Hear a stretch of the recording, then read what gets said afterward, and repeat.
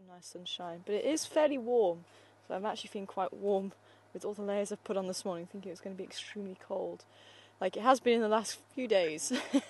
But hopefully we'll see this mist rising, and we might be lucky enough to see some of the other animals around with it being so warm.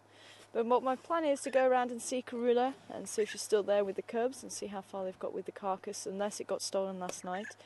And it was starting to smell a little bit while we were spending some time with them yesterday. So I am hoping that they're still going to be there though for those people who may have missed them. So keep your fingers crossed with that. We're already at Fideman's Dip and the end of quarantine, that junction, so we're going to be carrying on around Fideman's Cut Line and up Zoe's Road and on to Impala Plains. So let's see how we go. My name's Tara, and joining me on camera this morning is Sebastian. Back in final control is Craig. So if you would like to ask any questions as we're driving around Dreamer Game Reserve here in South Africa on our live safari, then send your questions through to questions@wildairsafari.tv. And if you don't believe us, try it out. Let's get going.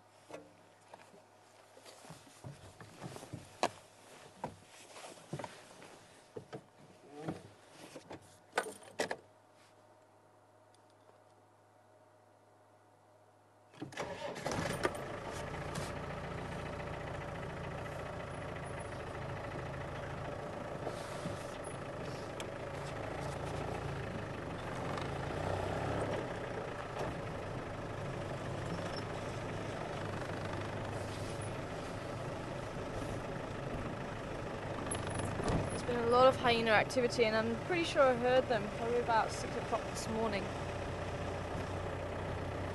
doing the contact call, that woo, woo.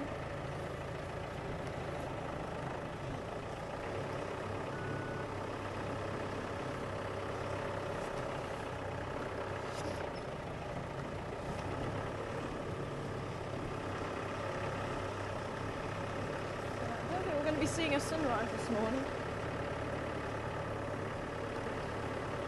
so we'll just head on round. I did drive past the tree with the baboons in. They all look very chilly up there and all hooded over, so I'd like to try and come back and try and catch them out the trees if we can. You couldn't really see them too well, so I thought we'd just carry on and head round towards Karula.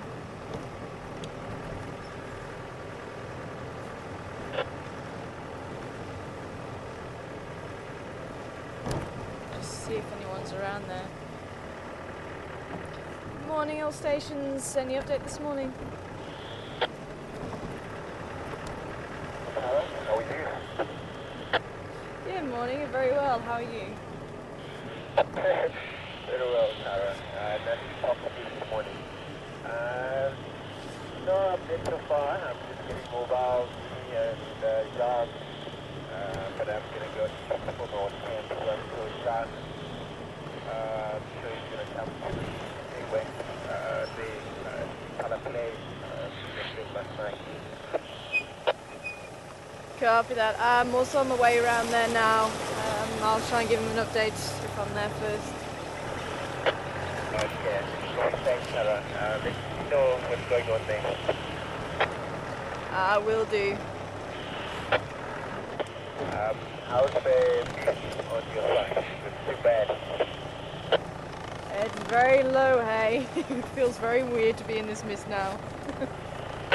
Alright, enjoy it. You too.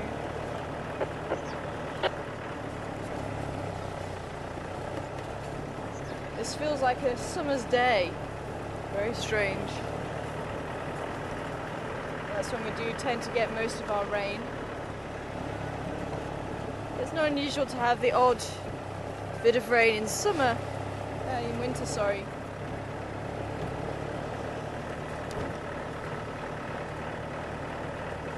I'm just trying to remember when we had the elephants upon the Lego shortcut, but I think that was actually during the summertime, wasn't it, Sam? Remember when the elephants were rolling around in the mud, and I think that was quite green still. You remember when we had the elephants rolling around in the mud? I think that was summertime, wasn't it? And that one There was just a little bit earlier, I think, and there was the elephants walking right up to us. I can't remember, I think it was, oh, it could have been Alex on camera actually. Yeah, I think it was very similar, because I remember that was a very misty morning, but I think that was also summer.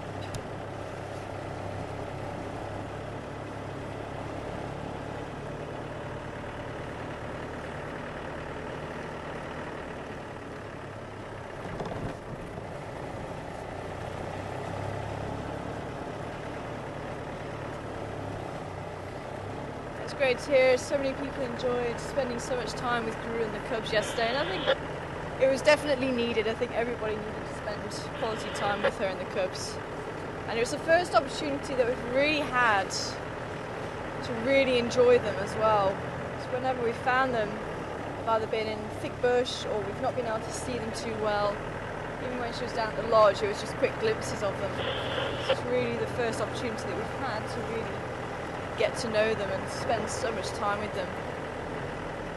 So there's not too many vehicles out on drive at the moment, which can work for us but can also work against us. Depends on if you have a sighting or not. Now, the fact that Karula's made a kill, if nothing's happened to it, tends to mean that she'll be fairly static. So she'll be in one place, and that gives us that opportunity. And with it being an open area as well, a fairly open area, but there's plenty of trees around if they do need to take cover from any hyenas or lions or anything, or even any other male leopards. So it may happen if one of the other male leopards, for whatever reason, heads around there, they may end up killing the cubs if they come across them.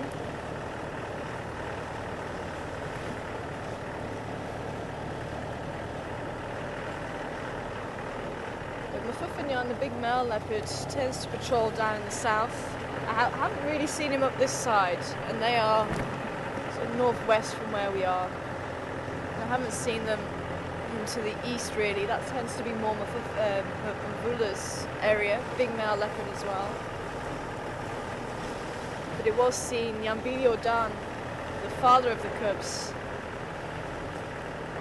and Mafufenyan, they're actually seen fighting probably just after the storm, somewhere down by Twin Downs, Baboon Pan.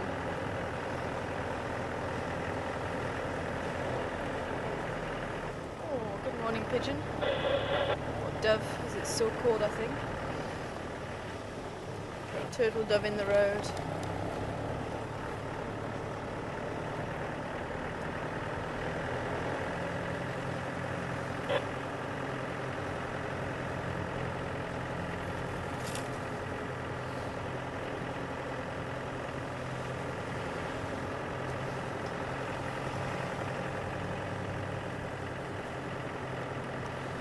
I'm feeling a slight drop in temperature, so I think the sun must be rising now. And that might circulate the air and remove the mist.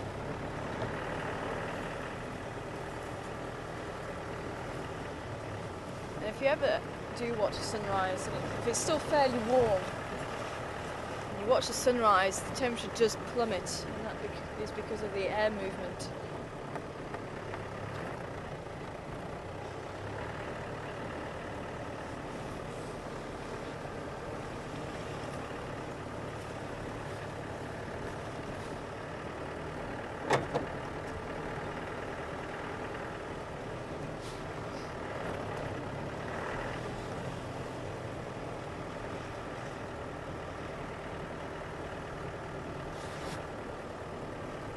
Go onto Zoe's Road. There'll be a quick turn left, head on to Impala Plains.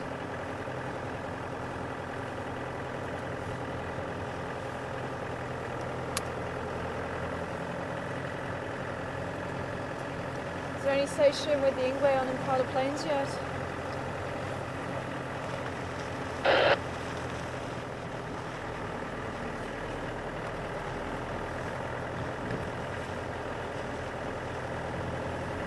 I'm battling to copy. If it's possible for me to join, can you give me 2 clicks?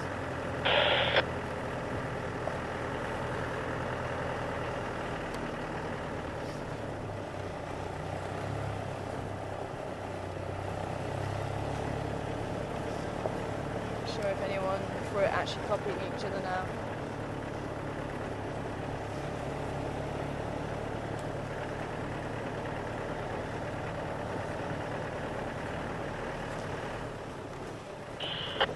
Hello, Franklin.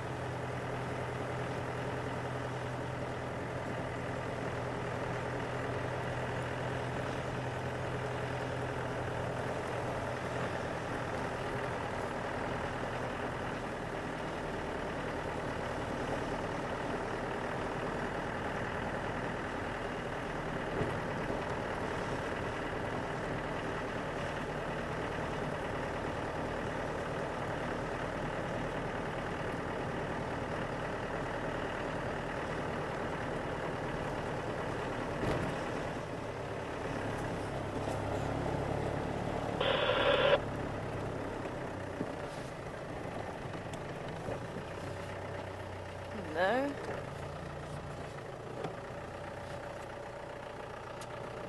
Looks like hyenas have been up here. I'm wondering if they caught the scent of that impala. I'm hoping that maybe Karula was able to put the rest of the kill into the tree.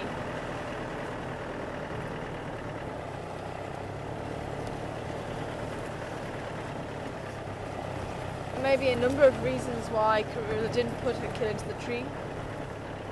And leopards don't always put kills into the tree, it depends on the area. In fact, a lot of leopards... Oh, hello, what was that? I saw a white tail disappearing. Possibly a kudu, it looked like it was curled around. Yeah, there she is. And there's another one. Just through there. There she is.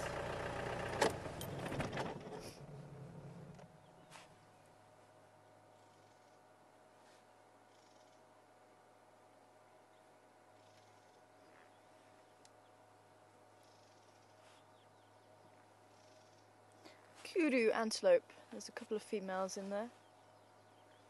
Busy having breakfast.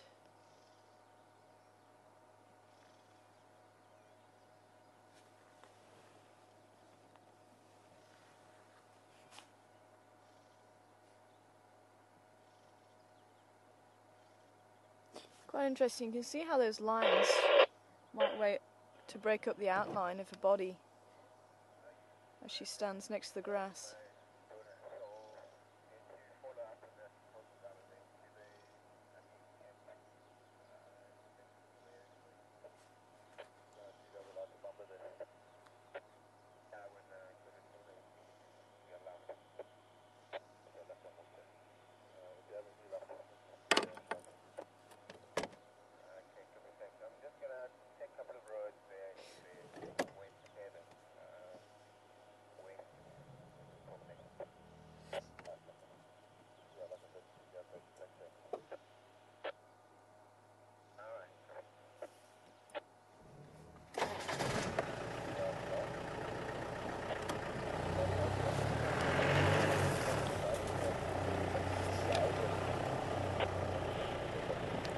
hyenas did come this way.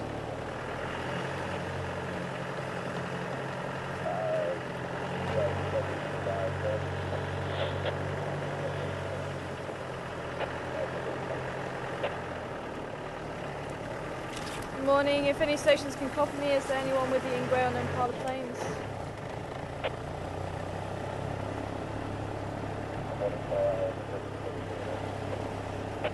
Copy, thanks. Yeah, I've been getting a lot of static on my radio. Thanks a lot for the update.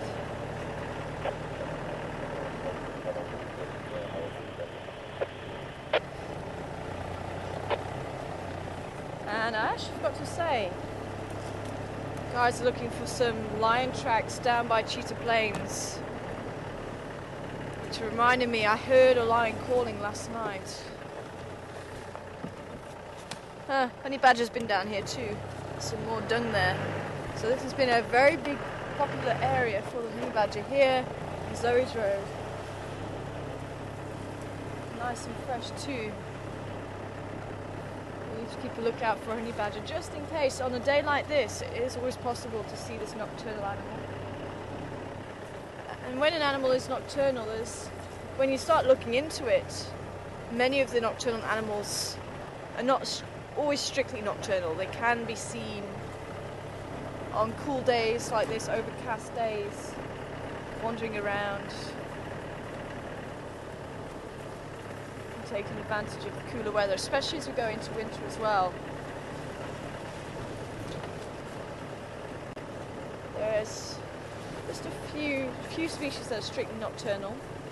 But it doesn't mean to say as well, maybe there's something that happens, maybe they get disturbed from their sleeping space, or maybe they, I don't know, there's some reason for them just to be out and about, like spring hares.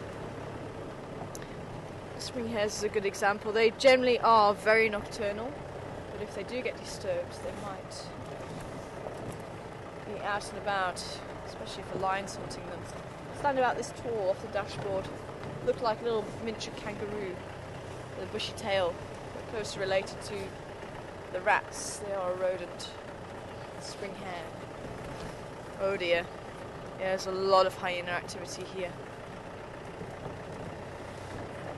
Let's go and see how our family are doing. I'm hoping that they are still around. And they're in trees. The hyenas did come this way.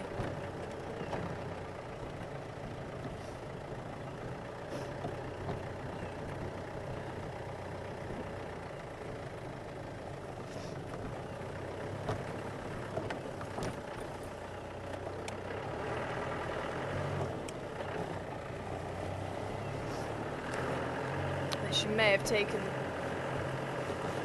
her cubs to safety.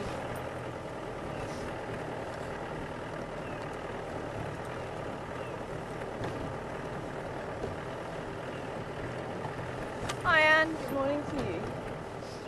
Wanting to know how old are Karula's cubs when they start going off on their own. It depends on the individual. It may be that the little female starts going it alone earlier than the little male. But she seems to be a little bit bolder in her approach to hunting at this stage. I saw her yesterday when her brother ran away from the impala. She stood the ground and was like, what do you think you're doing? I'm not seeing carcass in the tree at the moment.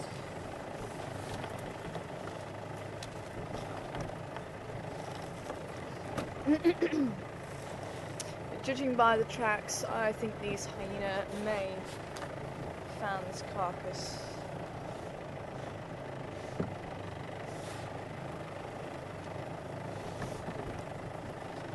Excuse me.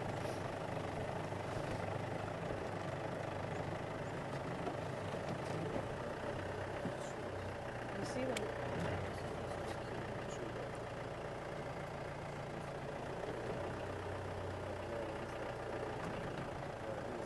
Oh yes it is. Oh, well spotted.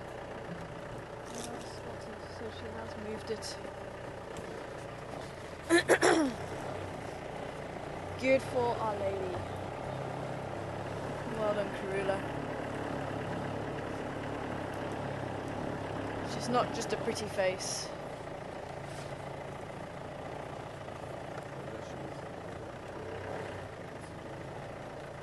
Oh yeah, yeah. There she is.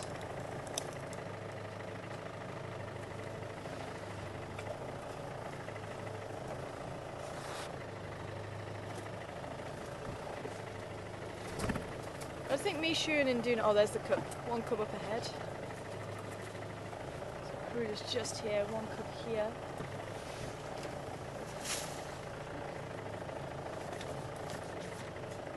Good morning, lady.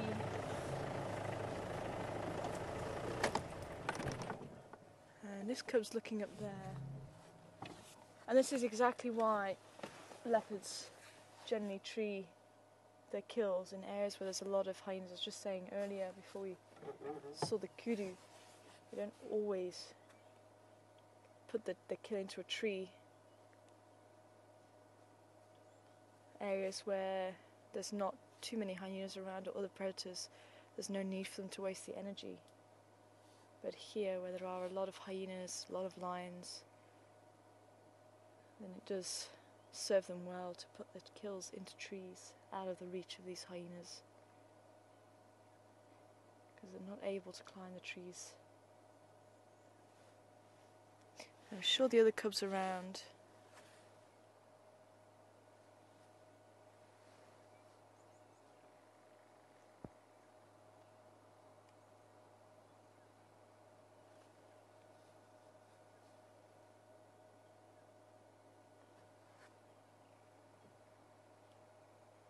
Can you see the other cub? Not yet. Just want to watch Karula. She's looking up at the kill. I wonder if she's going to try and get it. And go and climb the tree, maybe feed on it a little bit more.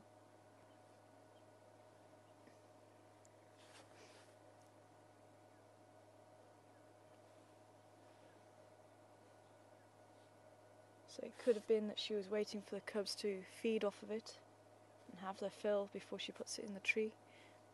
I think it may have just been a little bit heavy for her to put it in the tree, but who knows? There could have been any number of reasons why she didn't put it into the tree yesterday. But this cat is a survivor, and she's been around 7 years now, so she knows the score when it comes to leopards and other leopards and hyenas and lions in this area. Oh, hyena there. Oh, is there a hyena? Yeah. There's a hyena over there. Oh, there is. There's a hyena coming in. Not just any hyena by the looks of it. It's the matriarch of the local clan, Floppy Ear. And the cub is just watching her at the moment. Karula's watching the cub.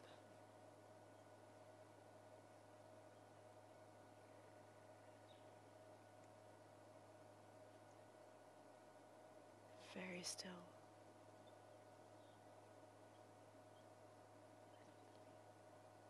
You can see she's actually sniffing at the moment. I don't think she's seen Karula or the cub or the kill.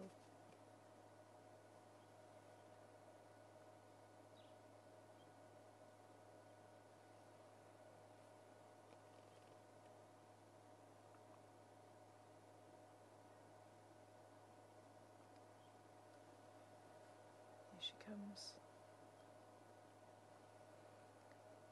Floppy is on her way straight towards Karula now. If we can drop the camera down, because she's actually very close to that cub now. The cub's going low.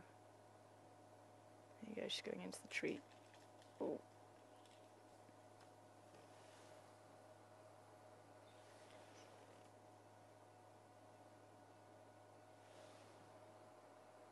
It's funny actually, Floppy Ear saw her, didn't even bother with her.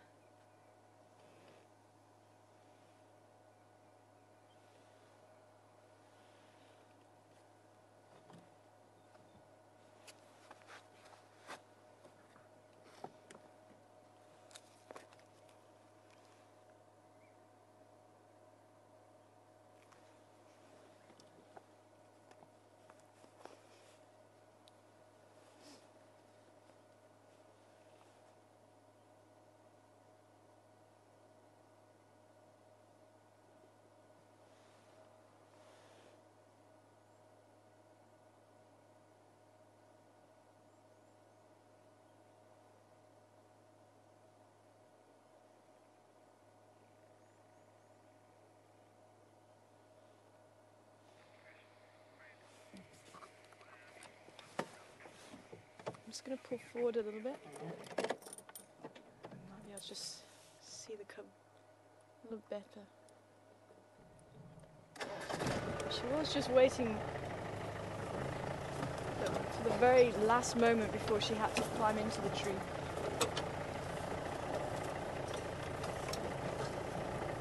Let's look at the view of Karula as well. Can you see it through there as well?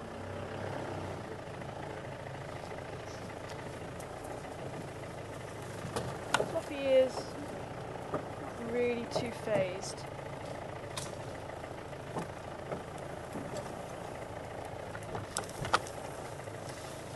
She's been around a while, she also knows the score.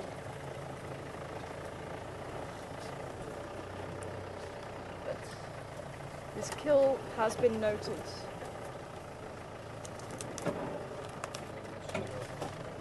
Yeah, look at the cub.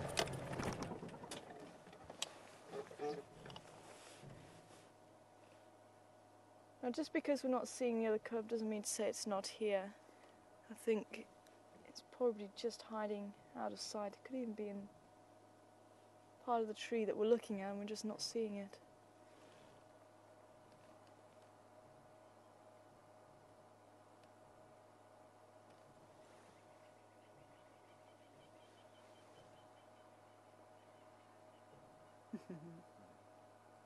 That is the little female. If you look above her whisker line, she's got that little triangle. Oh, I hear movement.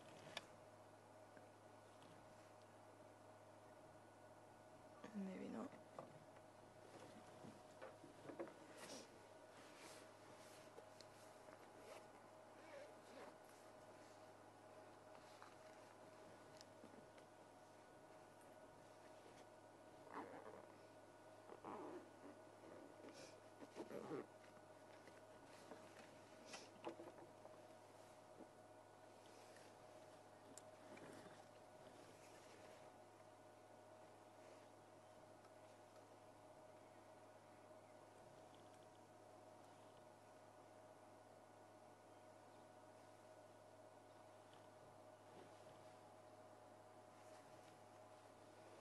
I hope you guys are getting some great pictures. I saw some on Facebook yesterday. Definitely taking some wonderful pictures. Unfortunately, I'm still not able to get some close-up shots. I've only been able to get some wide shots. My lens is still not working too well. So if anybody would like to send through pictures for a blog, I'll see what I can do about cropping wide-angled pictures for you. But if anyone has some nice pictures that would like to share for a blog, then please also send them through to tara@wildersafari.tv. And she is a beautiful little cat.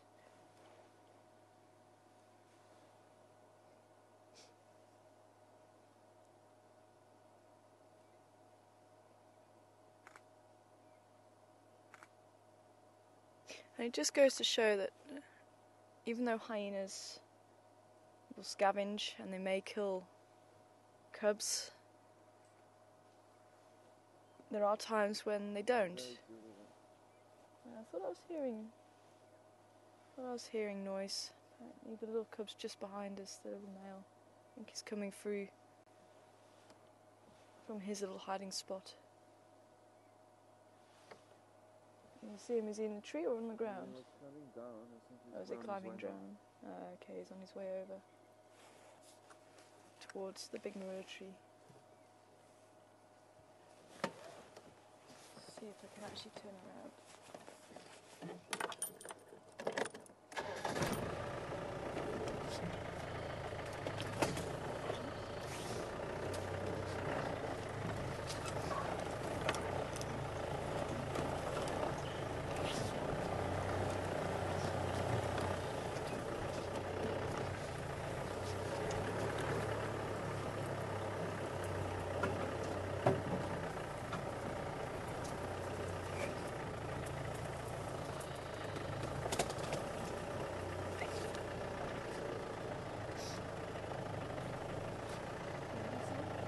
In the tree.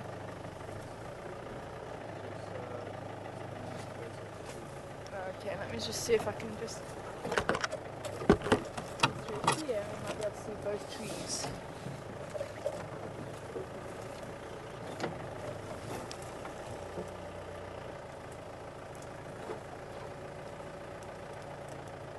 Oh, there I see him. Yeah, can you see him there? Yeah, no, he should be making his way over. So I'm just wanting to see if we can see the trunk of the tree here and the little female in the tree. So I think we should be able to see, hopefully, all angles. You can just about see his eye there.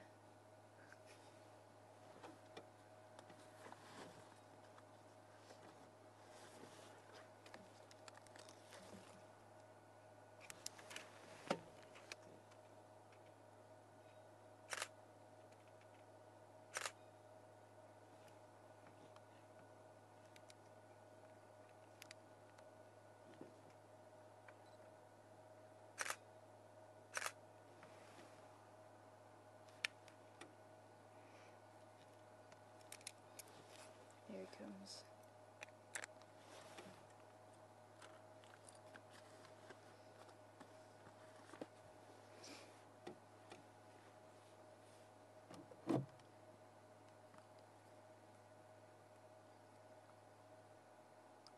If anyone can copy me, we've got the Ingwe on the Bamba still in the same spot on Impala Plains with the Mantuans.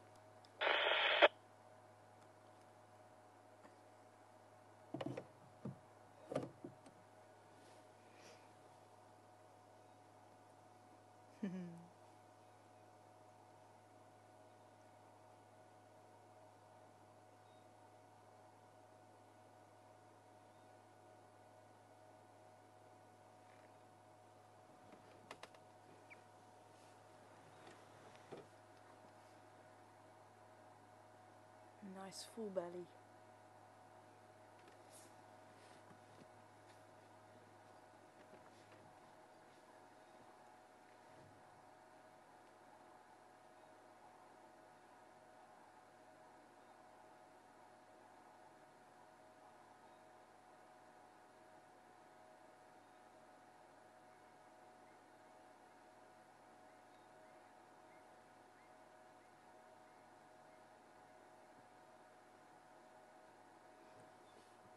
So they are coming up for about 7 months old now, these cubs. Still a little bit too young to really fend for themselves.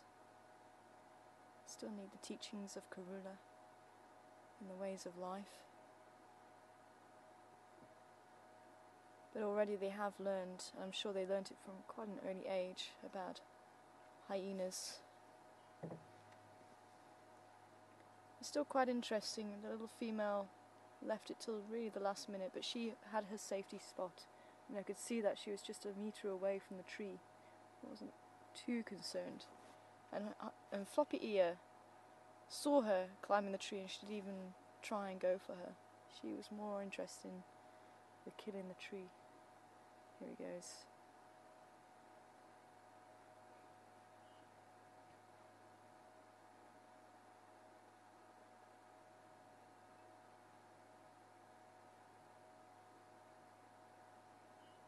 And even around 4 months old, we saw them climbing the trees.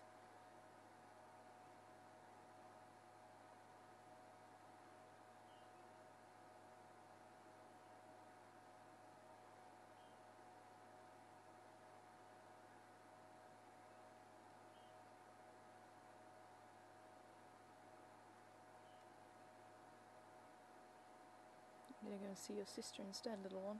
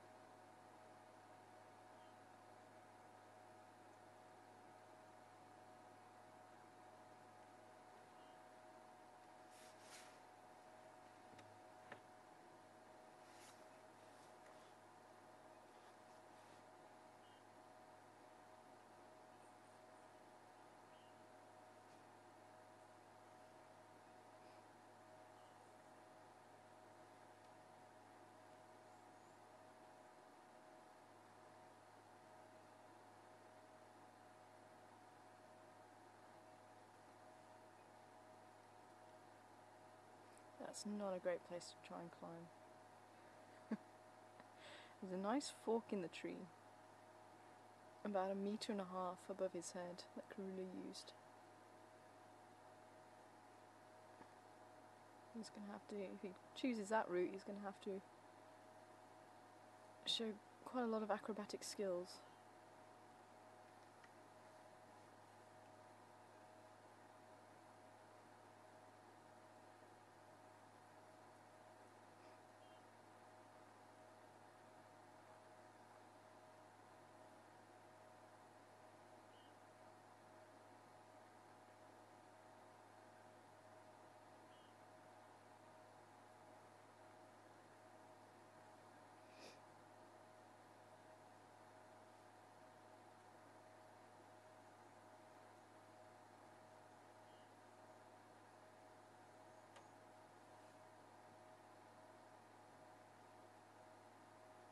Oh, a vulture is coming in.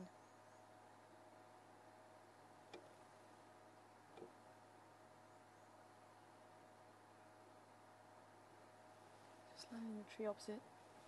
Can't quite see it from where we are. It looked like a vulture. Quite a large bird. We'll have to see if we can, when we change positions, if we do, see if we can see it. Though I'll be quite interested to see if it is actually a vulture, or maybe it could be a tawny eagle. They tend to be pretty clued up on carcasses. Just saw the very large wingspan. It would be quite cold for vultures to be flying around here. They tend to use the thermals for moving from place to place, so it probably is more likely a tawny eagle or a battalier. But we shall have to see.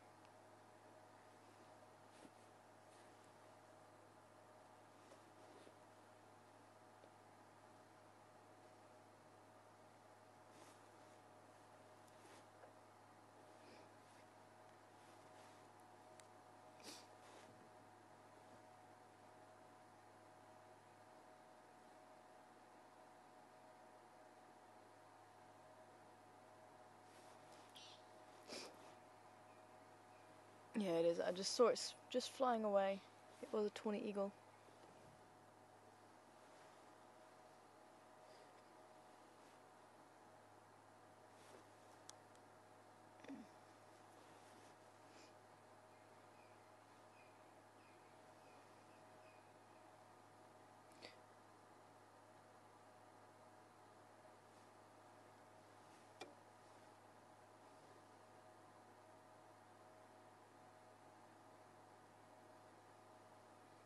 And if there's anybody joining us, we're just following up on the events of yesterday and the day before. Karula actually caught this male impala. Hello, little one, you're waking up.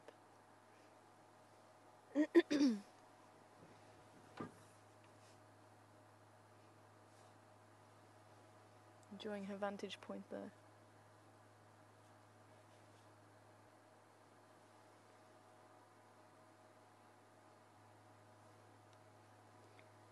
Karula took advantage of the fact there was 4 male impala here out on the open plains, at Impala Plains, ironically enough. And she was very quick, very stealthy, and wasn't fazed by the fact that there was a vehicle with guests drinking. She came right out onto the... Oh, little male's going to try and jump up now, I think. He's looking. But they were on one side of the plain and she was on the other. It's quite a small plain, but big enough that she didn't need to bother the people at all. But she popped out and took full advantage of the male impala that were there. It does look like he's going to start jumping. Well, maybe not. Keeps looking.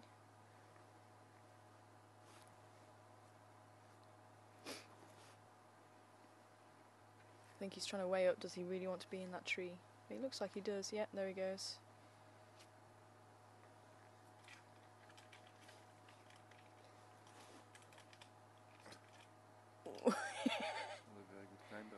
a little bit of a big tree for him.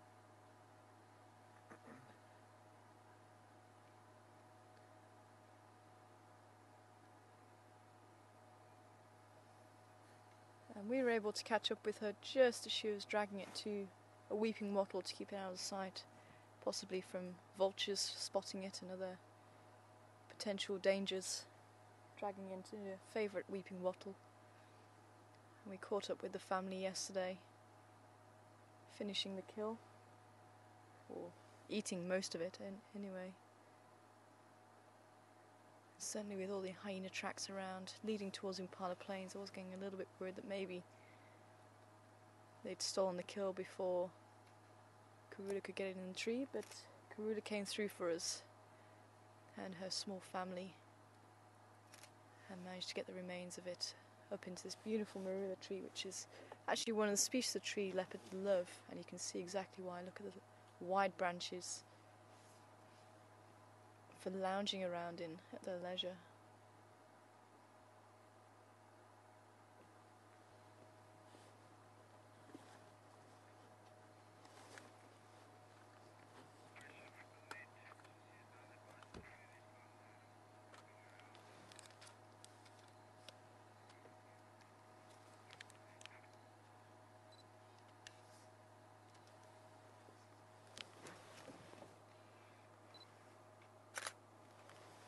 Morning, Annette.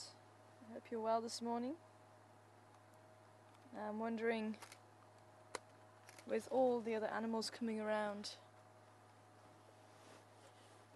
and now smelling the carcass, will she try and move on? I don't think so, Annette.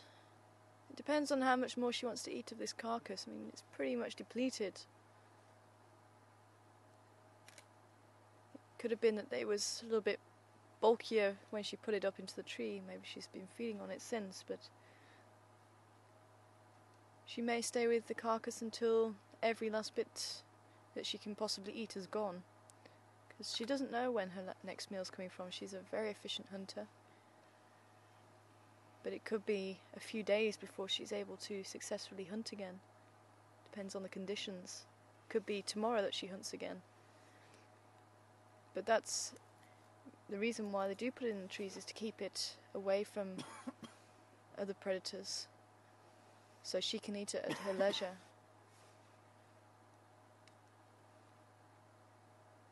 So even if they do have hyenas sniffing around, I've seen hyenas sleeping at the base of the tree. I've heard of lions also sleeping at the base of the tree with a leopard in it. And they'll sneak away if they do need to maybe go for water.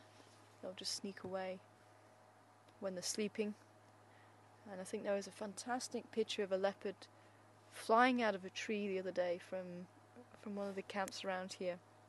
I'm not too sure which leopard it was, but it was mid-flight. Someone managed to catch the leopard mid-flight as it made a daring escape from the tree. I think there was something at the base of the tree, hyenas or lions. It obviously needed to go for a drink or just wanted to leave the tree, and the leopard catapulted itself out of the tree and sprang away out of the jaws of, or out of the reach of the jaws of whatever it was that was sitting at the base of the tree. So they're very resilient animals, they're very ingenious animals.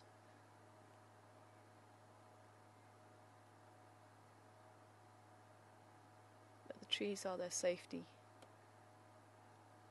especially in this area.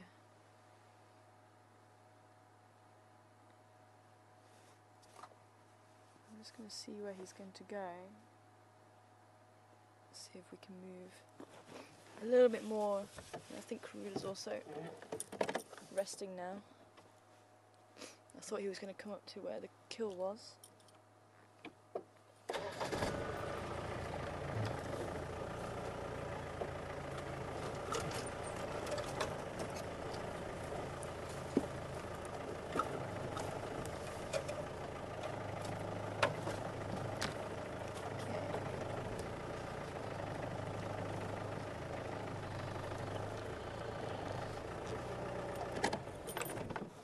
Karula is fast asleep. I don't blame her.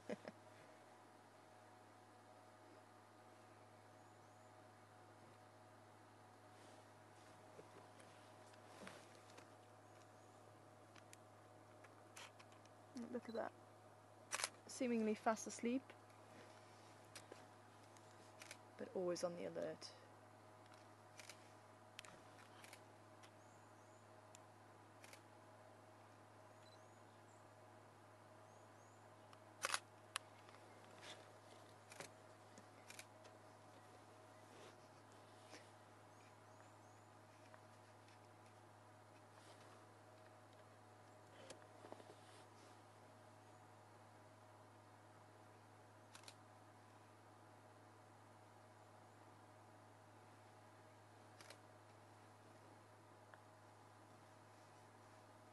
As far as independence go, these cubs can be independent as early as a year old if something happens to the mother. Cubs are able to, well, certain cubs are able to survive. It really does depend on the individual as well, so you can't say yes, by a year old they will survive. It really does depend on that individual, but they may have the strength and the ability to survive. And being just that little bit larger may just give them that edge. But it has been known for cubs of about a year old to survive if something does happen. But generally, independence will come around a year and a half, 2 years of age. And I think it was just over a year and a half. I think the boys were about 19, 20 months old the day we met Karula calling for them, and she was calling for 3 hours and they didn't respond. And I think that was actually signalling the fact that they were going their separate ways, and we didn't really see them with Karula after that, as far as I can remember. And as these cubs grow up, she's going to be leaving them, going off to make kills and calling them, going to pick them up and bring them back like she did 2 days ago. She made her kill here in Impala Plains. She cut through the bush onto Zoe's road where she left the 2 cubs and then came back for them pretty much straight away. She hid the kill under the tree and went to go and call them.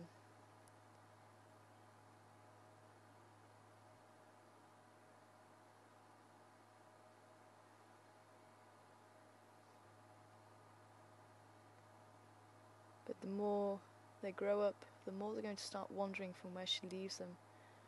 And that's when we're going to start hearing the calls becoming louder and louder. And that day she was calling the boys when they didn't respond. She was calling extremely loudly and searching the area that she did leave them in.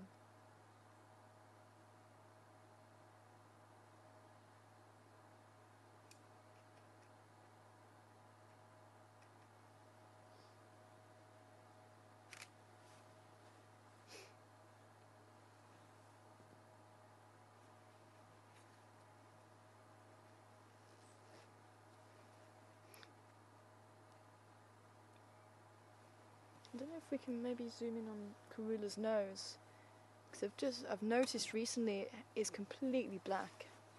And when I first arrived this time, well, just a little bit earlier actually, last year in March, she still had a bit of pink on her nose. And as leopards and lions age, their pink nose does turn black. You can see that she's got a completely black nose now.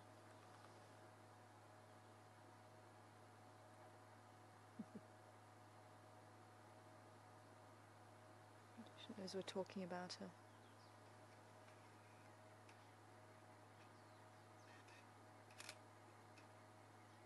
And if you look at Karula on her head, if anybody doesn't know how to identify her, she's got that wow just between her eyes, and it's very visible this morning. And very fitting for this special lady.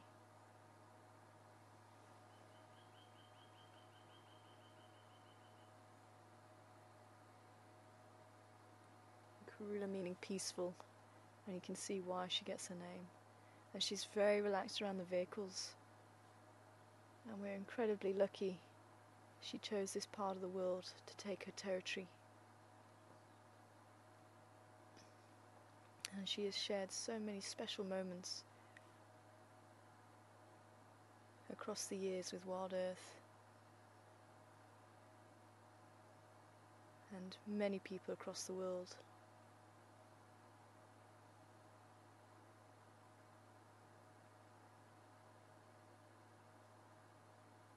And what is wonderful is she's passing on her attitude to her cubs.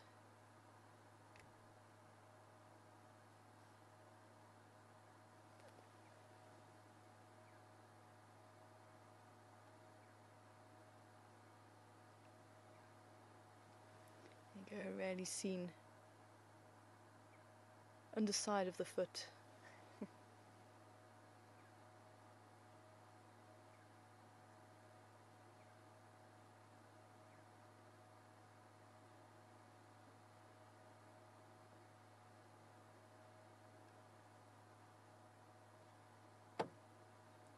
And the day she came to visit, I did take a track print of her actual paw print. I did cast it in plaster cast, and I forgot to bring it on drive again this morning. I'll see if I can bring it on drive tomorrow. And she came to visit camp 2 days ago.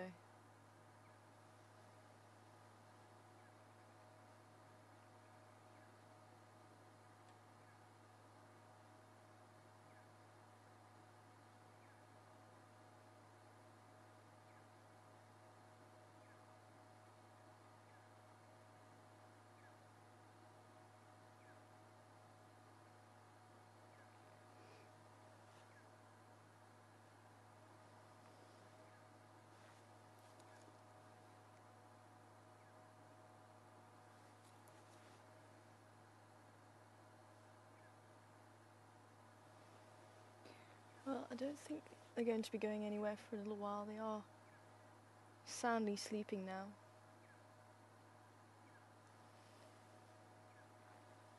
Quickly have a look at the cubs as well, maybe before we say goodbye. And I think what we'll do is we'll have a bit of a drive around and maybe come back a little bit later and see if anything has changed.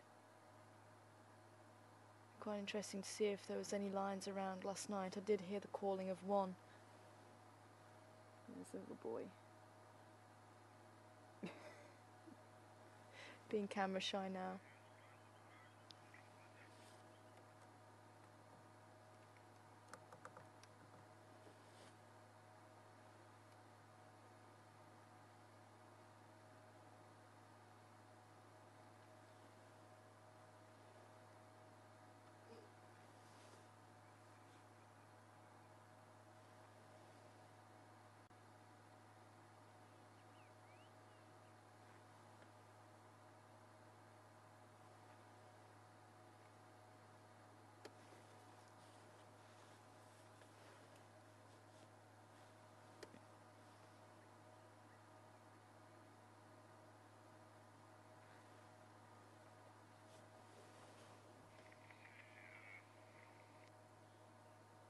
And there's the little female, also out of the count.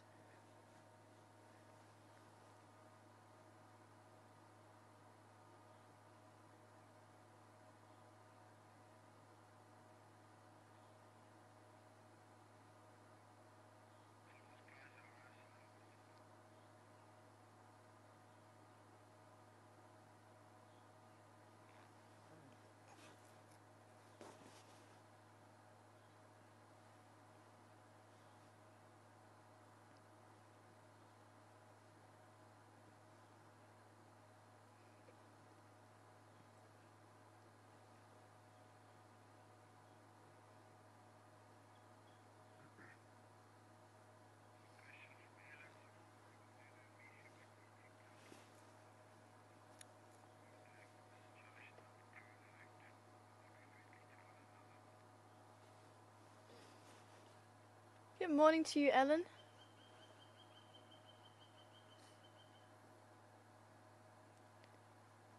Quick question before we do go. Wanting to know if Misha and Duna did come along, how would Karula act and how would they act? And it's one of those, it's very difficult to say for sure. We know the bonds, especially when they're at this age, are very strong. Oh, little female's turning around and looking at us now.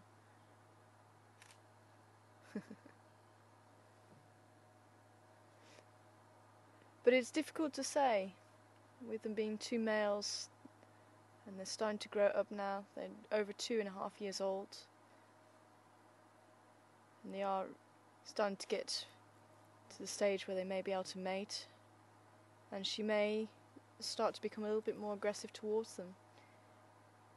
They may be able to smell the fact that these cubs, if they are with Karula, then they must be family. They may have Karula's scent, they may even smell. They probably will have their different unique smell like we all do, but the fact that they are still around Karula will be protecting them. They may recognise them as possibly being family. It's very difficult to say, and until we see it, it could go any which way. It could be that Karula, say, becomes aggressive and goes very protective over the cubs. It could be that she allows the boys, if they show signs of submission and just curiosity, she may allow them to sniff them and maybe come up to them.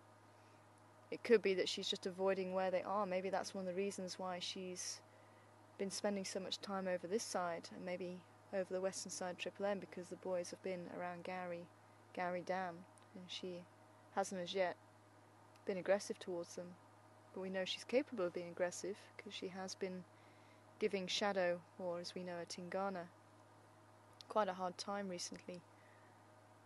Although I was told by guides the last encounter that she had, as far as I know, both females were just sitting a few meters away, not being aggressive but not being overly friendly. They were just there. So every encounter can be different too. Just depends on the circumstances, maybe how they're feeling that day, and what they're getting from each other, whether they're seeing friendliness or aggression.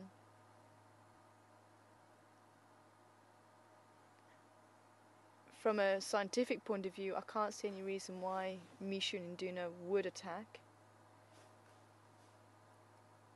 because of the scent and the fact that with Karula. But who knows? Who knows what could happen? There'd be no benefit for them to do it, whereas a non-related male, you could see the benefit to a certain degree if he's wanting to mate with that female.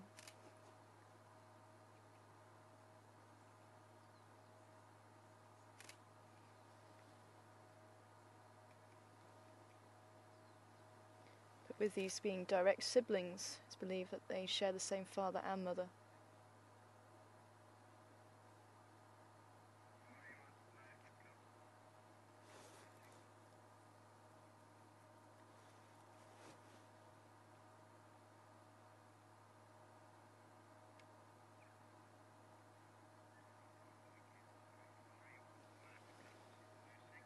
And good morning to you, Laurie.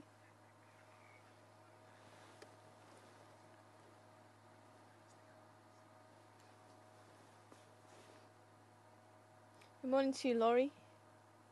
Wanting to know if the cubs are still nursing. And I don't think they are. I think Karula is being successful enough with her hunting that they don't need to nurse. But generally, I've always known leopards and lions to be weaned probably around 3 months or so. But I heard the other day, I've been doing a bit more research, that it can actually be lions maybe around 6 or 7 months, and leopards also up to that sort of age. And I think it does have a lot to do with how much food is available in the area, how successful the mother is in hunting, as to how much she can provide for her cubs, and maybe where there's not as much game in the area, maybe if there's bigger gaps between food, maybe the female does provide a little bit more milk to supplement the cubs' diet, to give them that extra burst of, or give them that extra chance of survival.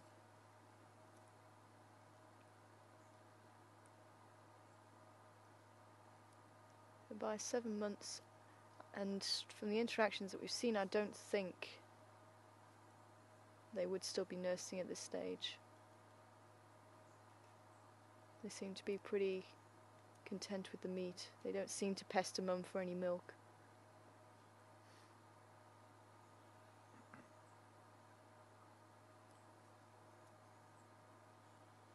Check Karula's feet. Just twitching ever so slightly.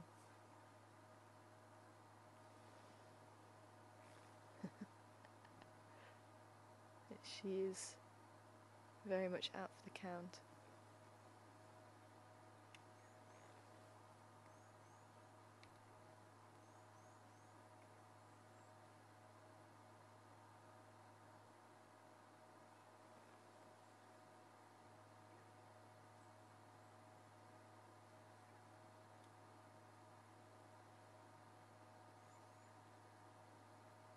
And I have seen lions dreaming, and I do wonder if it looks like lions are dreaming. If you ever see your pet dog as well, almost like they're running after something in their dream. I've seen lions doing that. It's the funniest thing. I do wonder if leopards also dream. I'm sure they do.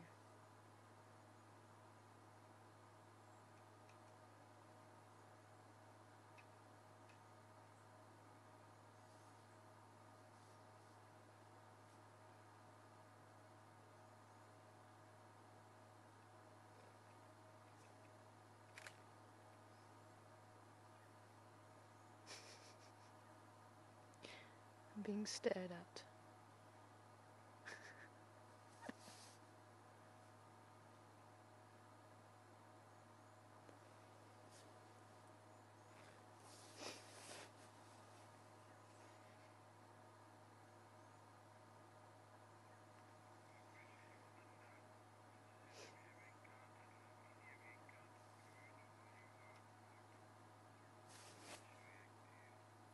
Hi Linda, good morning to you.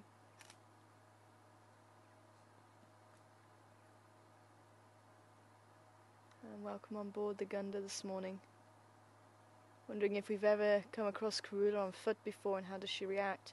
And she has, especially around the lodge. I know a few of the staff have walked into her. And again, it does depend on the situation, depends on how close they are to her before they realise that she's there. Sometimes she'll just watch you walk by. I'm sure she's been close by on a few occasions and just watched us. I'm sure the boys have too. Just watch the daily movements.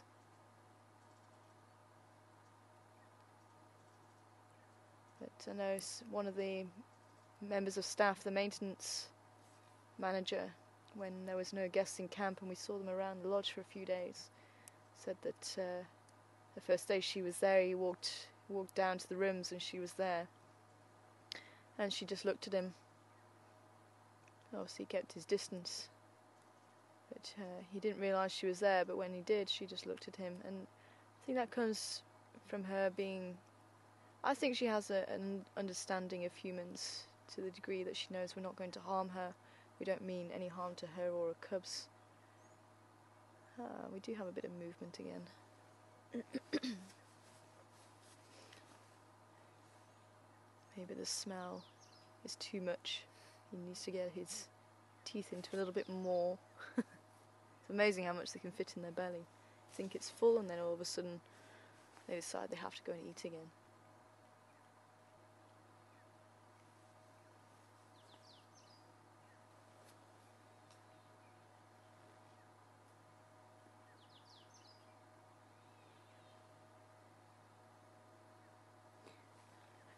I had my first encounter with her on foot a couple of days ago,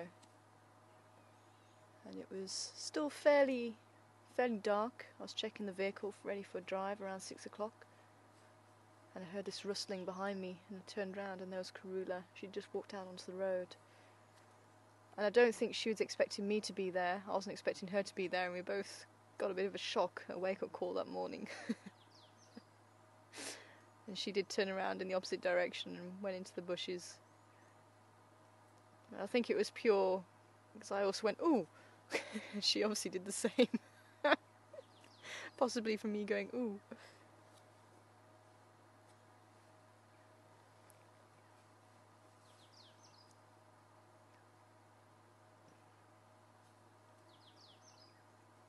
But there is still that respect from her. There's still that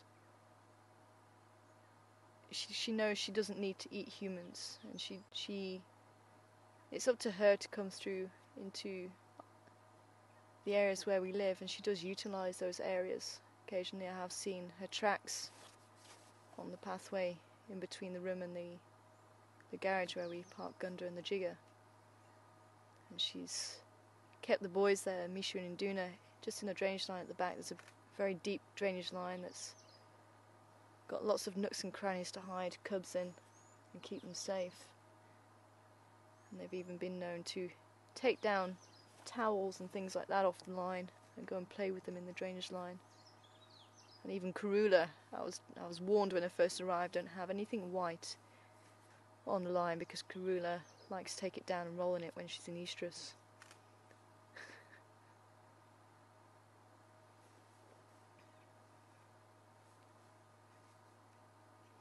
And we always remember at the back of our minds, you know, this is a wild cat. There's no way we could try and pet her. There's no way we could try and interact with her. It's all up to her. This is part of her territory. We just live here, but this is her home. And this may be her home for several years to come.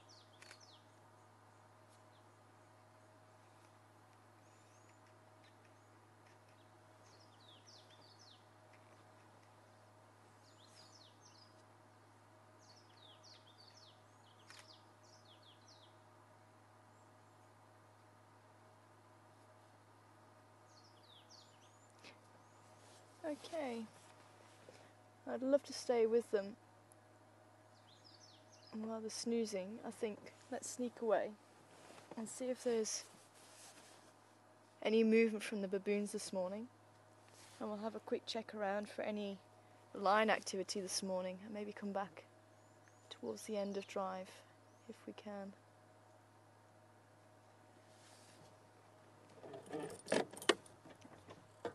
I don't think anything's going to happen. Now, you know, most of you will know I like to stay with a sleeping cat just in case there's movement. But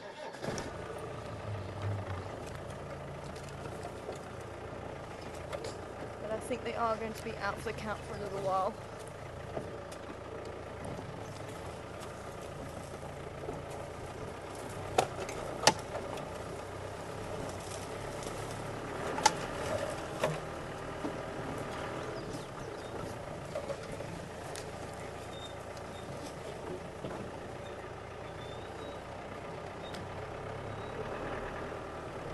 Good morning to you, Jamie.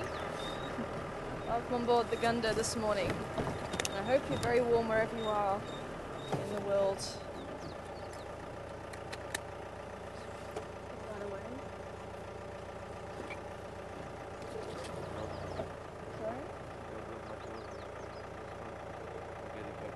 Ah, okay.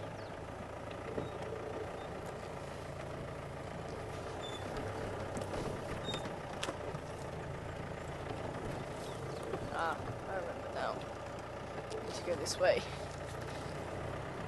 Lots of logs there.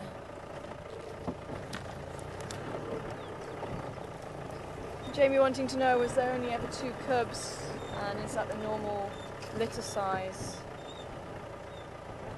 in leopards? And as far as we know, there was only ever 2 cubs. I don't think she would have had more to begin with and lost them. But all her litters seems to be 2. Her first litter, the 2 girls, Saseka and Tingana, who are now just over 4 years old, and they've got their first, or they've had their first litter. Saseka, as far as we know, still has the 1 cub. She also gave birth to 2, sadly lost 1. And her sister Tingana also had 2. Sadly lost both of them at different times. And it just goes to show the cub mortality is very high, and that's what makes Karula so successful. So far she's got 100% success rate with her cubs. She had 2 boys, Mishu and Induna, who we talk about a lot because they still frequent this area, which is also great for us. We also enjoy spending a lot of time with them. But they can have sometimes up to six cubs, although the average is usually around 3, maybe 4.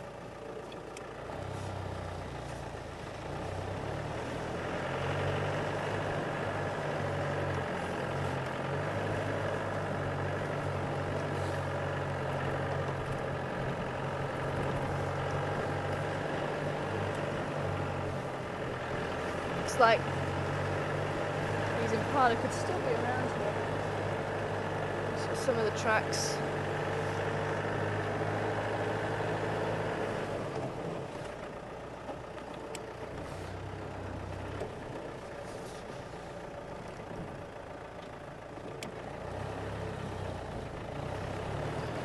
Different coloured bush. I'm good at spotting them.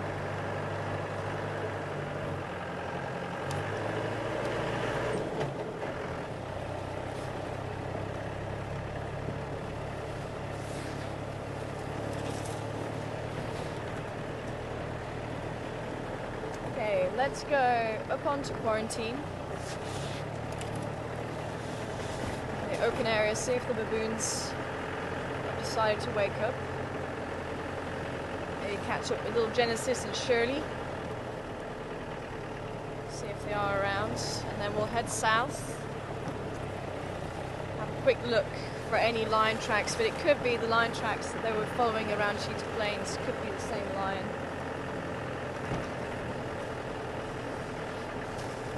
Head back to Karula and the cubs a little bit later.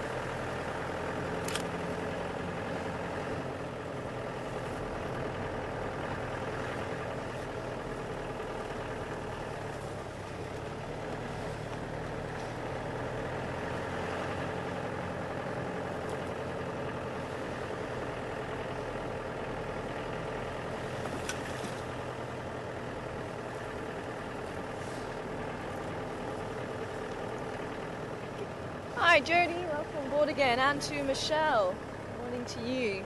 And apparently you both had the same sort of ideas, same sort of question, asking about the cubs and how old are they before they start sleeping in trees, and how is it they don't fall out. And the cubs, I think, will start really sleeping in trees a lot more as they get older. Certainly depending on the circumstances. As we saw yesterday, they spent most of the time on the ground yesterday, and the mother also. She deemed it safe enough to sleep on the ground, and if Karula decides no, we need to sleep in the trees, then they sleep in the trees. So it's really dictated by the mother. But when they're very, very small, they need to be hidden away in dens because they're not able to climb trees at that age. And we did see them as early as 3 months old. They were starting to climb trees, small trunk trees. And about 4 months old, they were climbing the marula trees. So somewhere in that period of time, they're able to start sleeping in trees, depending on what the mother's saying. You know, if she's saying it's safe enough to sleep on the ground or safe enough to sleep in the tree. Or not safe enough, we have to sleep in the trees. We haven't really seen them when Karula's not there, when she goes off to hunt. But when we have seen them, it generally is that they're on the ground, hidden away in the vegetation. But she's generally leaving them in areas where there are trees, that if there is a problem, they can then climb those trees. But that's one of the reasons why the leopard does sleep in trees, is mainly for safety.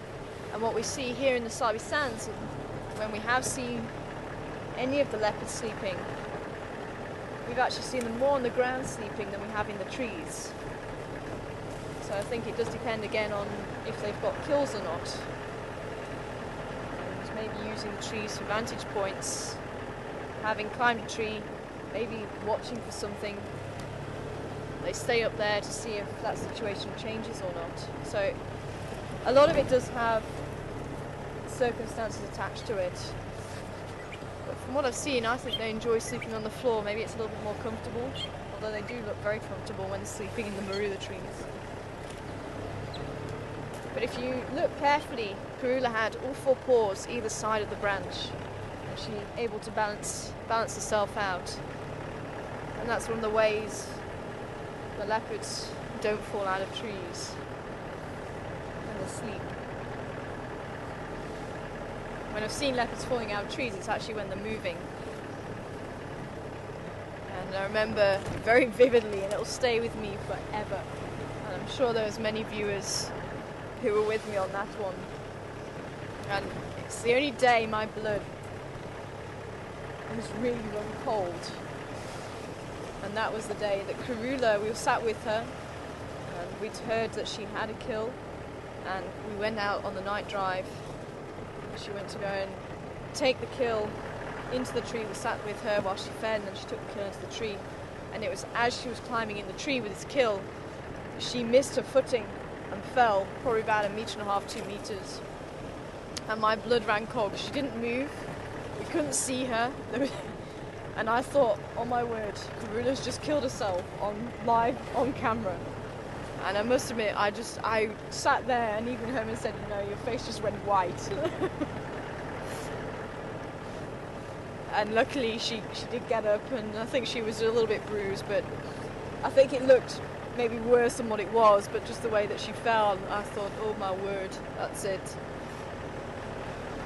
But she picked the carcass up and went up again, and she climbed probably a good 3.5 meters of straight trunk to get the kill up into the branch. I mean, that really was so impressive watching, I can tell you.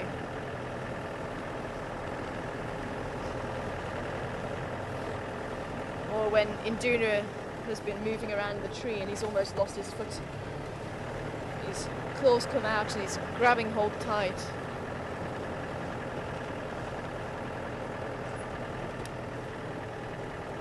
If any station can copy me, apologies for not being able to talk on the radio in the area where Karula and the cubs are, but she is still Lalapans in a marula tree, just a little bit further north from where the bumper was on the ground.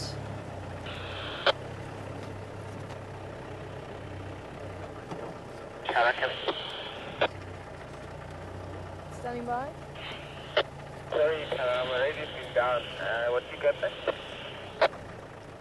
Karula and the Mantuans are still Lalapans. They're actually in a marula tree now, just a bit further north from where the Bamba was yesterday on the Impala Plains. There's no station in the loch there, but radio doesn't seem to work in that area too well. So, what do you see? Thanks. Is that any station in there?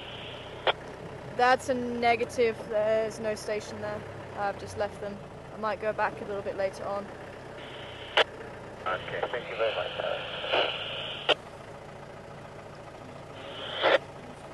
Sorry, what do you see?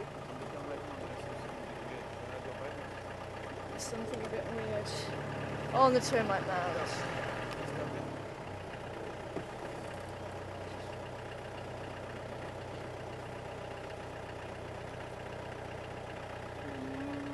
You're talking about that dark spot? Oh, okay, it's fresh termite. Okay, Are you talking about the? Are you talking about the black spot on top? Yeah. Yeah. It's 2 hornbills feeding on termites. Are we going to be able to see it with the camera there? If you reverse Not it, really. Here we go.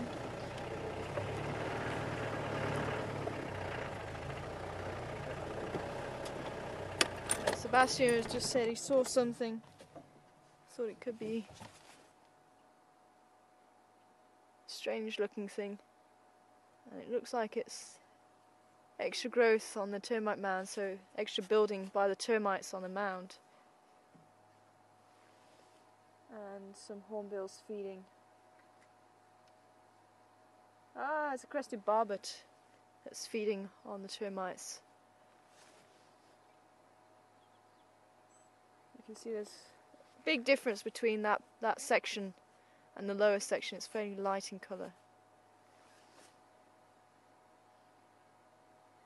On the lower section, and that dark is because the soil that they bring up to put on top of the mound is from quite far underneath the nest, and they bring tiny little pieces up mixed with saliva, and then they build that termite mound. And as the sun bakes the dirt, it becomes extremely hard. And the crested barbet, that bright yellow and red bird, loves feeding on termites. I've seen them many times feeding on termites and ants.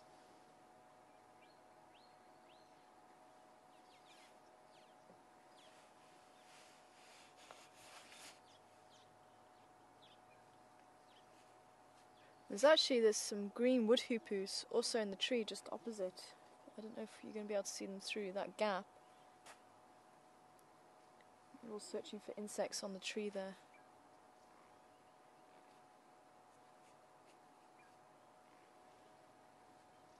So if we just roll forward a little bit. You have to move forward. Hopefully they won't fly off.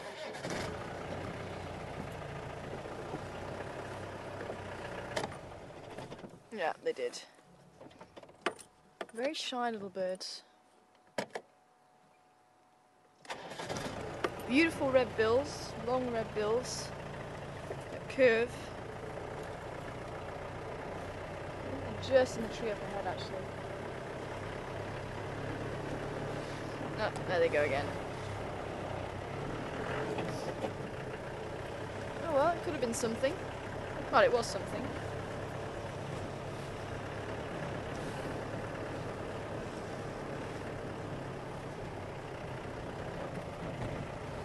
You may laugh the amount of times that we see rocks or branches or vegetations, but it's always worth checking, because you never know. At one time that you don't check, you might regret it. And the longer you spend in the bush, the more you start looking in the right places. When you first go on safari, you're looking for animals right there in the middle of the road, or animals just beside the road, but you're basically looking for the full animal. And the longer you spend in the bush, you start looking in the bushes for little segments of animals, or little segments of birds, or different things, maybe even the sounds. Like listening to a leaf crunching, for instance. You often hear us saying, oh, we can hear something. Maybe the sounds of an alarm call. And that will all help you to find the animals that you're searching for. As you see, it's not always just animals. Everything makes up the bush. From the rocks, the grasses, the trees, the birds, the insects, everything makes up the bush. And everything is interconnected. So the different soil type will dictate what vegetation you have, and that will dictate what animals you'll have, what birds you'll have, what insects you'll have.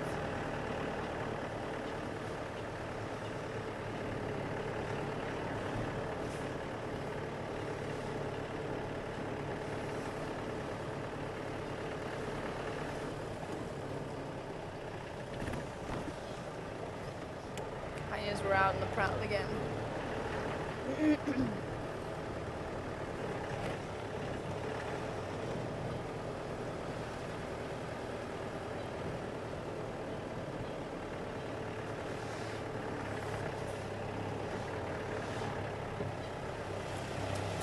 Baboons have woken up.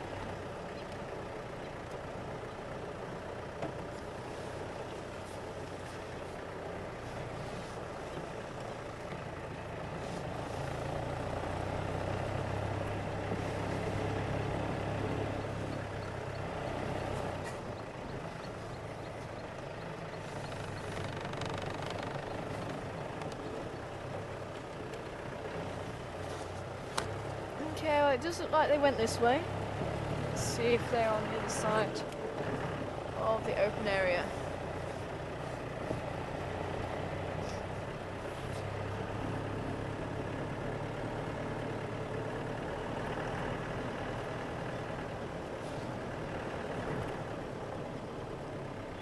And it looks like they do cut across.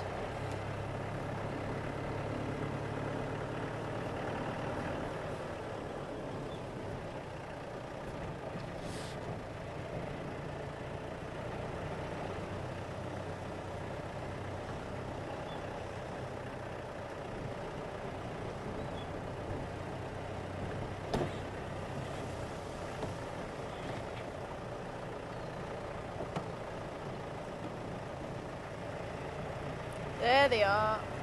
So they went down the middle.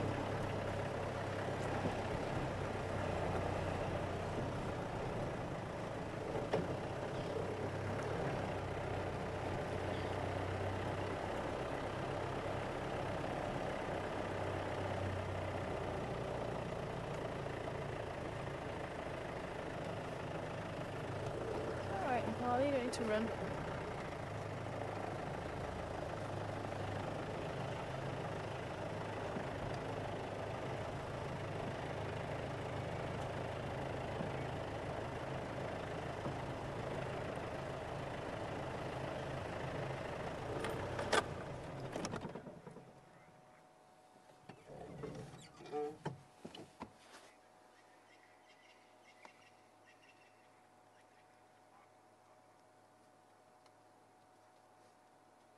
There is our local troop of baboon, the Gowrie gang.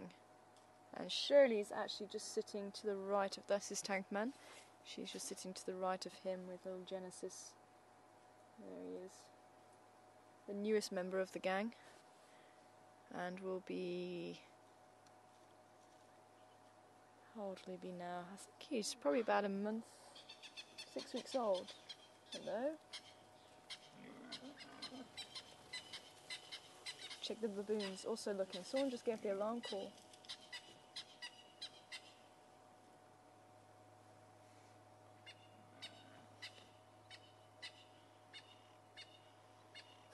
I think it was the Franklin.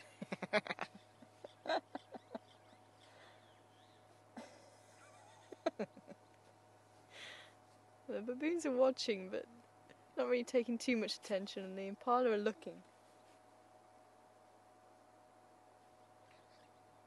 They haven't gone too far. Let me just check the baboons. If they see something, they'll let us know.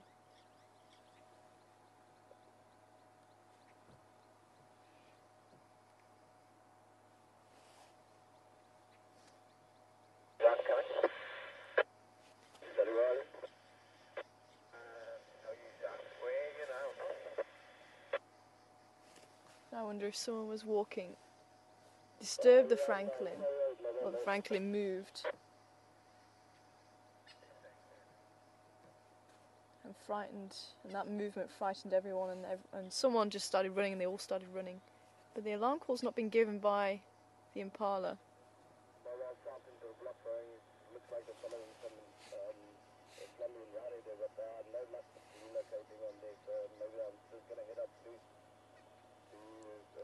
So the baboons are looking, but I think they're a bit confused as well.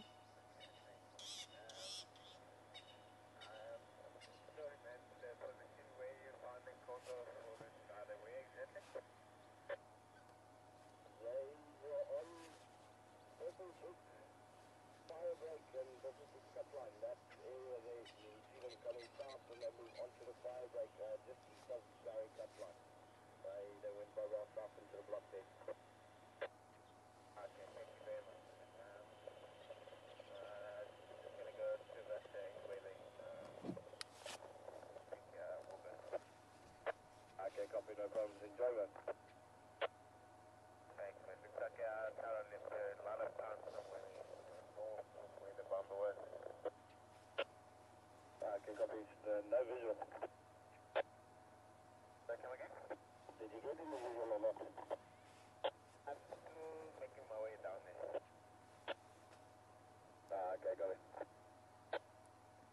Yeah, just to let you know, there was visual. She's Lalapan's in a marula tree just a few metres north from where the bumper was yesterday. You should be able to see my own consoles going in there. Okay, we'll be thanks.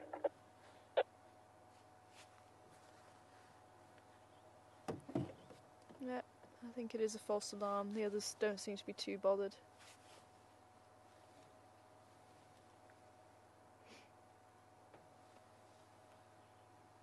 And quite interesting to see the baboon's reaction though. It just goes to show everyone does take notice of what's going on around them and who's with them. Checking to see just over the grass, standing on the back legs, trying to get a better look and using the termite mound as a height advantage.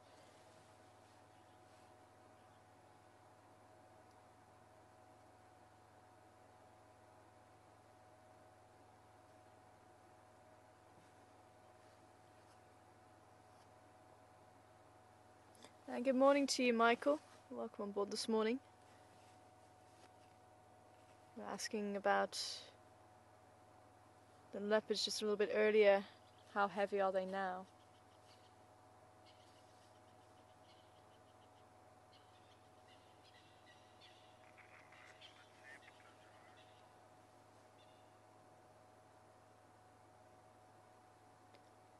And how long will it take before they become fully grown? Now there's a squirrel shouting down there as well.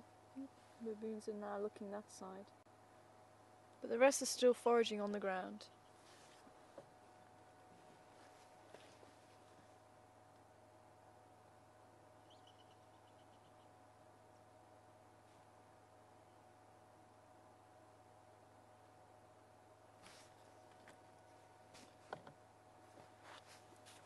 We go around the other side. It looks like they're generally moving in that direction. There's little Evelyn with her mother Elby. Oh, sorry, not Elby, Mrs. Psycho. Get myself confused this morning.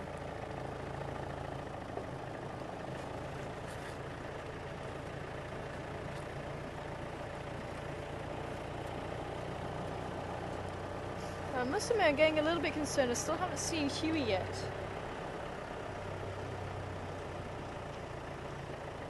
I did see some movement the other day with the troop.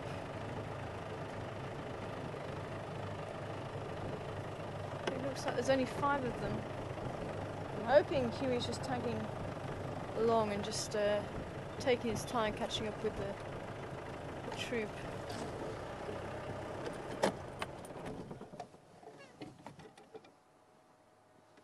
Little Huey being the smallest male baboon in the troop. Gowrie is there, he's just going behind Tankman now.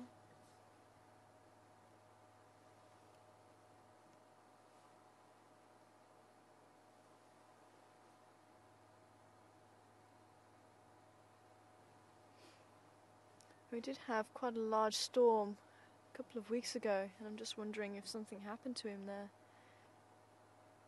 I'm sure I have seen him since when they were raiding the house, my next door neighbour. Unfortunately, they've learnt they can get inside and find food, but we've come up with ways of stopping them doing that.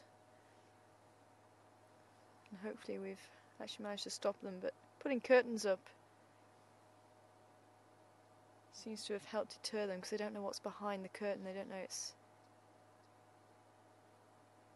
not a barrier.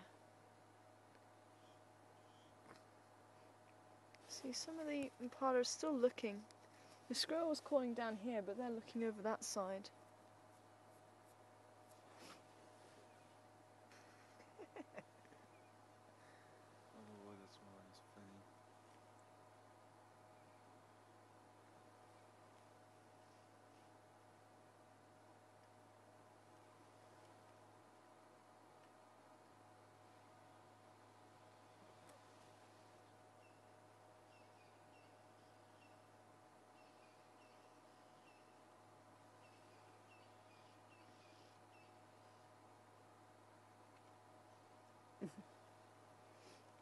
Oh, Evelyn.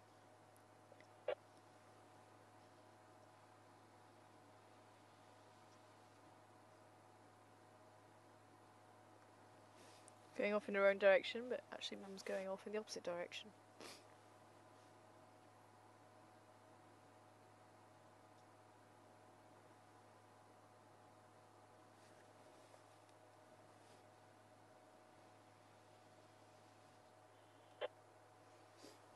It's quite interesting. The baboons are actually trying to get a high vantage point.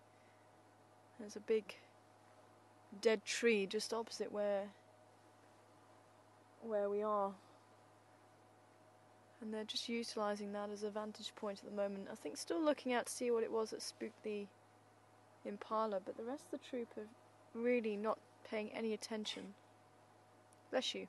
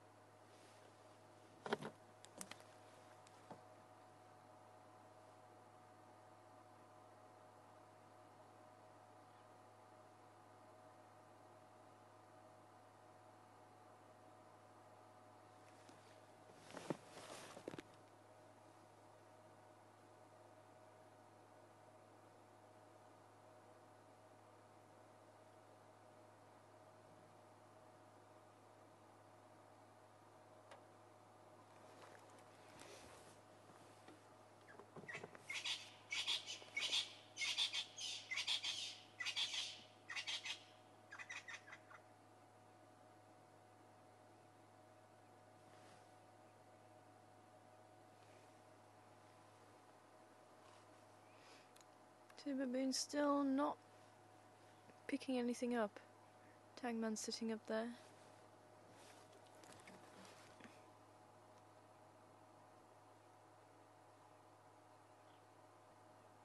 Can't see who's sitting with him.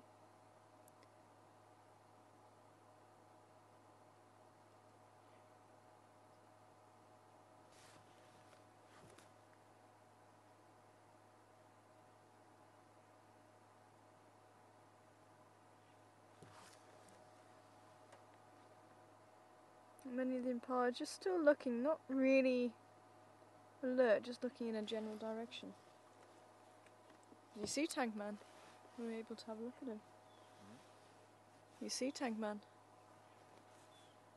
He's just sitting in the tree there.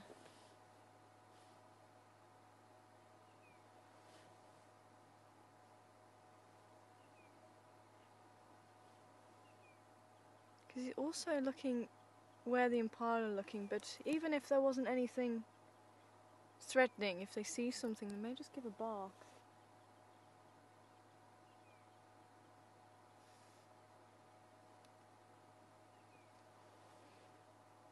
They're just looking the other way.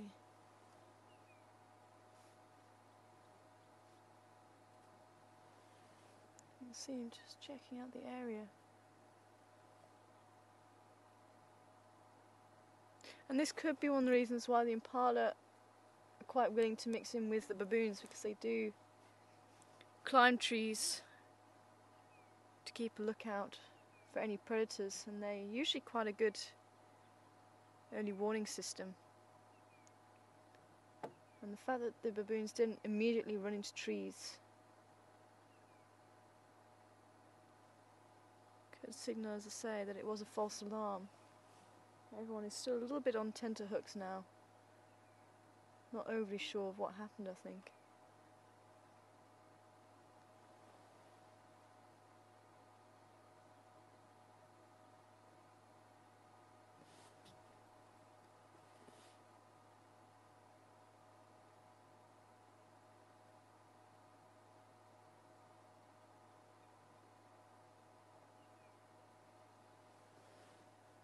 But I must admit, I am starting to wonder.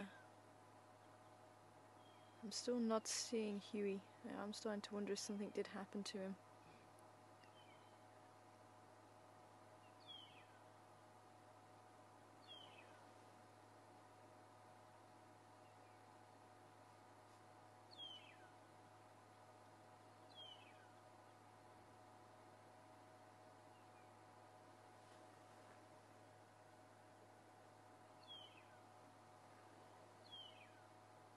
It's quite funny, Tangman seems to have got the position of dominant male almost by default. And what's been quite interesting is that the larger males who were around have disappeared, and we're not too sure exactly what happened to them. Originally, when this troop was, I think, in the 50s, numbering in the 50s or 60s, there was many other males, and the troop actually split, and a lot of the troop went south, which is where they occasionally go, but they do come back here.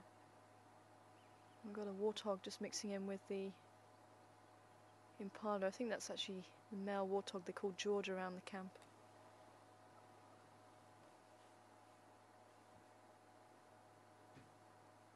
It's quite a big male, actually.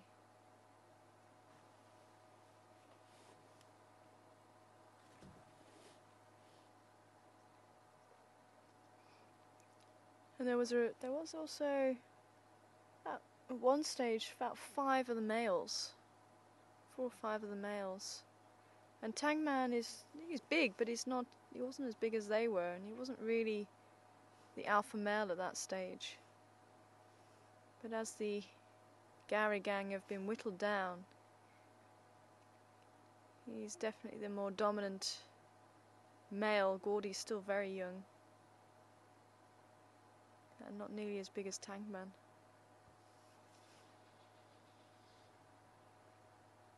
I feel the sun's trying to burn through now. The warthog's disappeared. Well, maybe we should just take a drive down between the houses and see if there was anything around there. But I'm not convinced. The baboons aren't convinced. They're not seeing anything.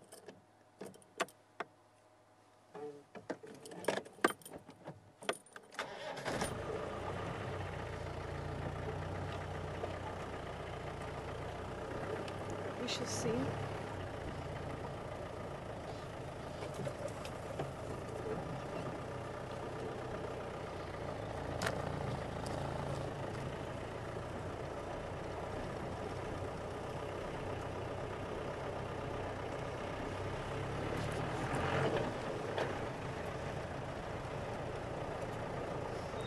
There's also, if there was something moving around here, I would have expected us to be able to see it. It's not that far into the bush. If anybody has heard us mentioning Inga's house, it's just here. And this is where some of the crew actually stay.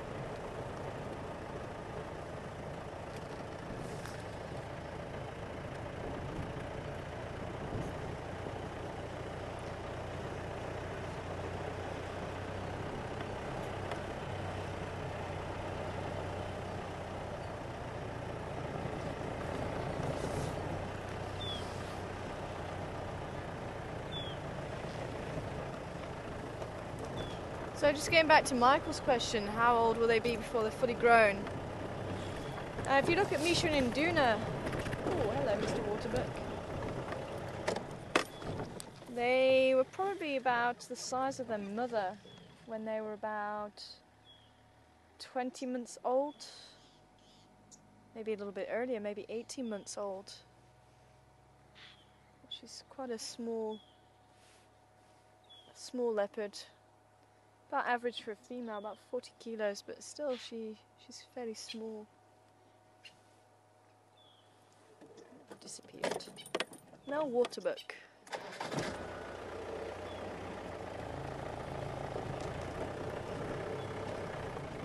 But with them being males, well, they will need to get a little bit larger, and I think, seeing in Duna last time, I think he is approaching the size of a fully grown male. Probably give him another 6 months, maybe a year before he's fully grown, but he is slowing down his growth rate. I think, judging by his paws, he's going to be a fairly large male. For about 3 or 4 years before they do reach the full size, but certainly the fastest growing rate is in the first year, as many animals are.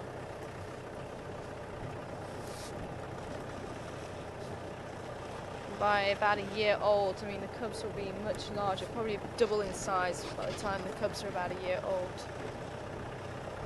Really quickly growing.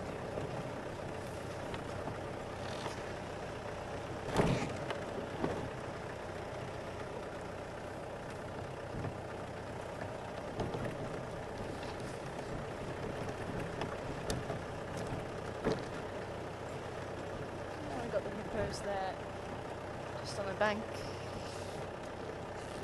Say hello to them before we head down. I think we'll head past Chelapan and Twin Dams.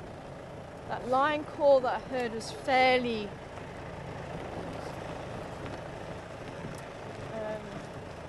far away.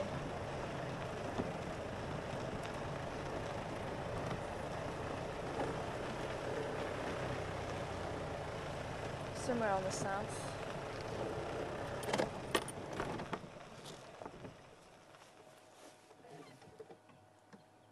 See mama hippo.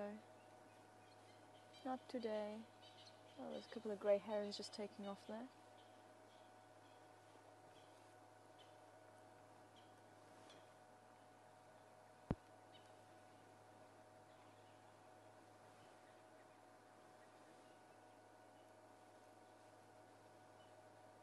If I had to guesstimate the size of those cubs, weight-wise, I'm not very good at it.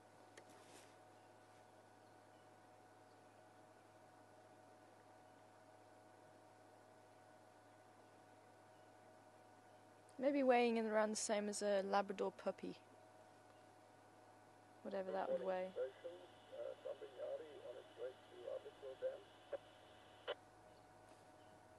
A Labrador puppy that's maybe around 3 or 4 months old.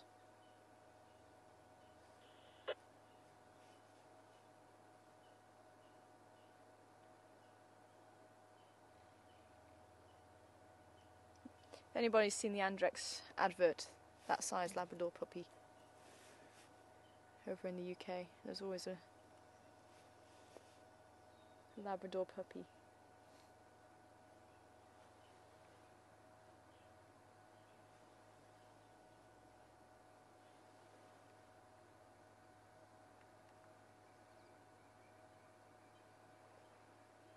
Oh, hello.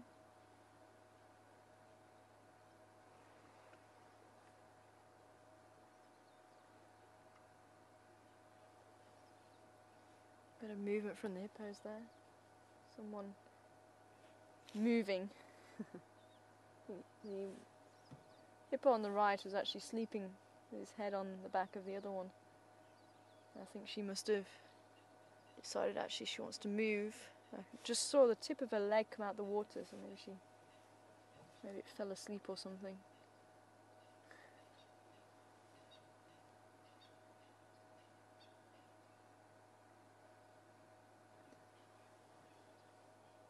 See any more movement from the female hippo who had a baby here a couple of weeks ago.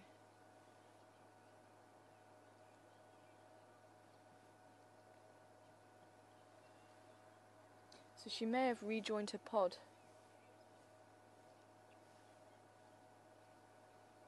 And the grey heron's just flying in now. There we go. Juvenile grey heron.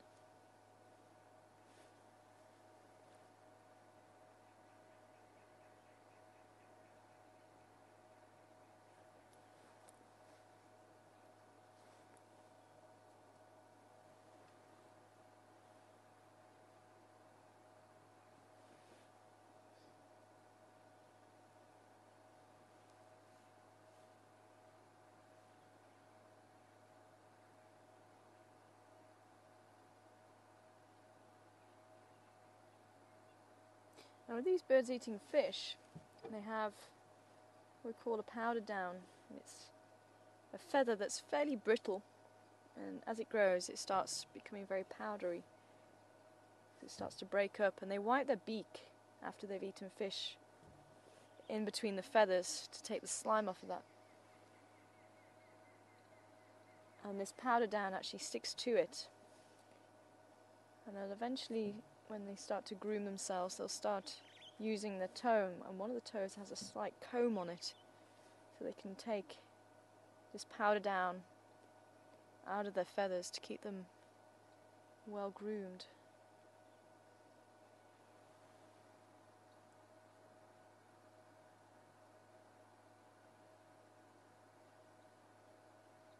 Quite an ingenious way of keeping clean.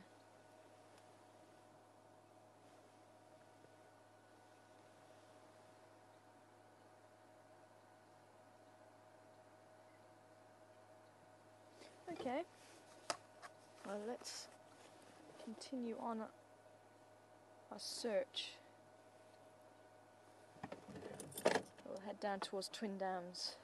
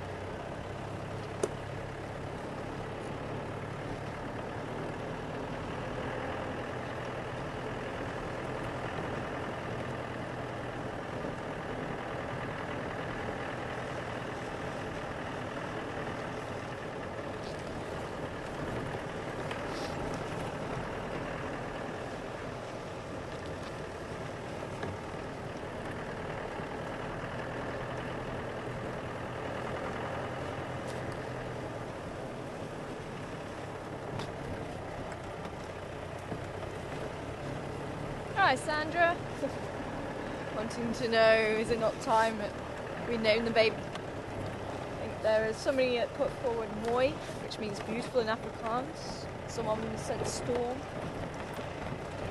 I don't know if there's been any other choices, but I think Storm was nice. It was born just after the storm. But I'm waiting for a unanimous decision, if there'll ever be one. Up to you guys.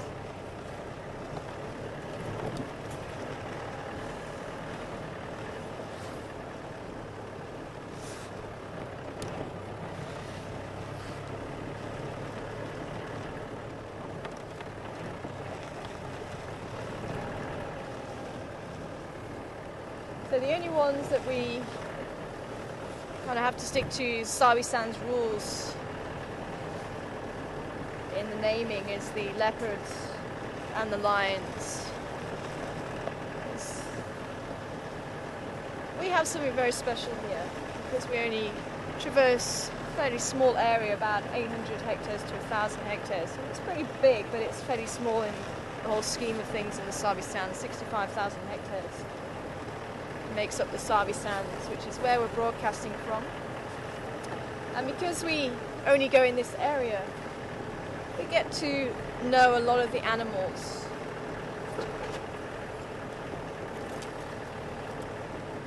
And it tends to be animals that we wouldn't normally name, like hippos and buffalo and things like that. We wouldn't normally give names to them, but because we are here in this area, we get to know the characters of these animals, and there may be one or two quirky looking animals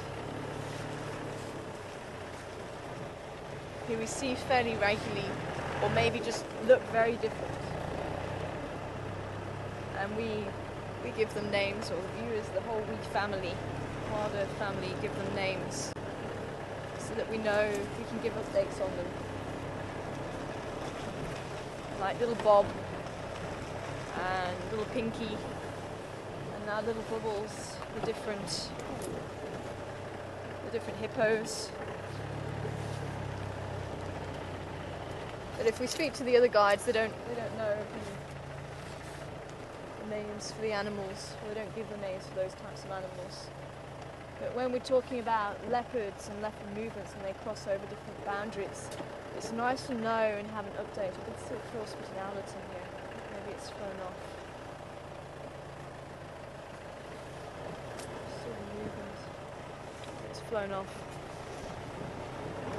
But it's a lot of communication between the guides as to where these animals are. So if we know that, say, Mishu is moving out and he's been seen in other areas, we all use the same name so that we can keep a track of that animal and see how he's doing. So even if he's over in Arathusa, which is where he's been a lot recently, the guides over there will know him as Mishu. And the same with the lions. And the elephants as well. The elephants, there's a big database about the elephants, individuals who are very distinctive.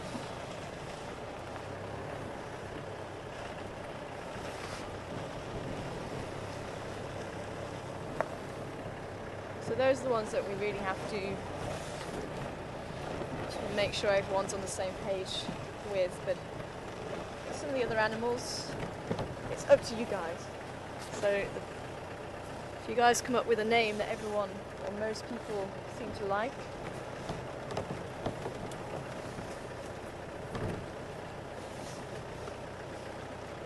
we've got Judge the buffalo, who we haven't seen since last year. Judge has lost 2 parts of his horns. He's lost either side, so he's only left with the middle part, the boss.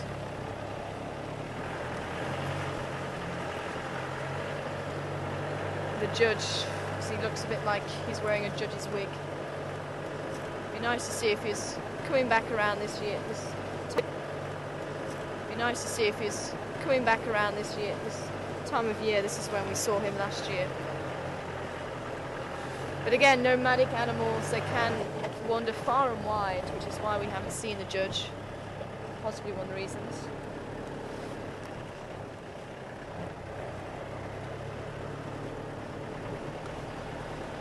And of course the rhinos. The rhinos do look a little bit different from each other. We haven't really been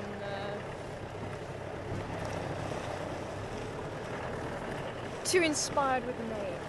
We've got the blunt-horned female, the short-horned male.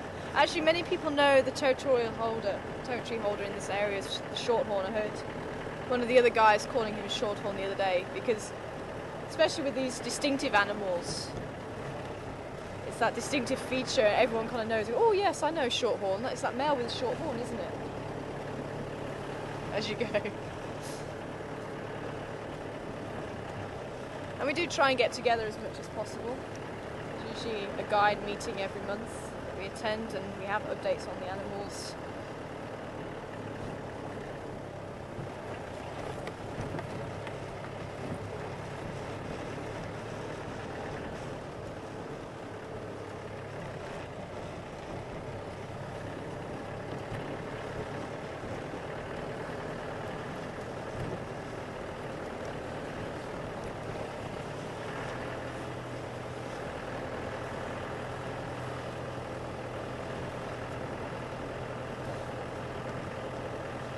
So if everybody is happy with Storm, we can call it Storm. If everyone's happy with Moi, we can call it Moi.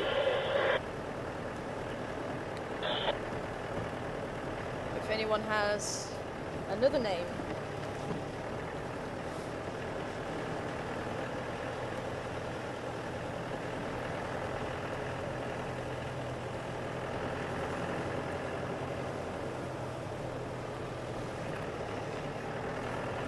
maybe it's gone through to Buffelshoek Dam.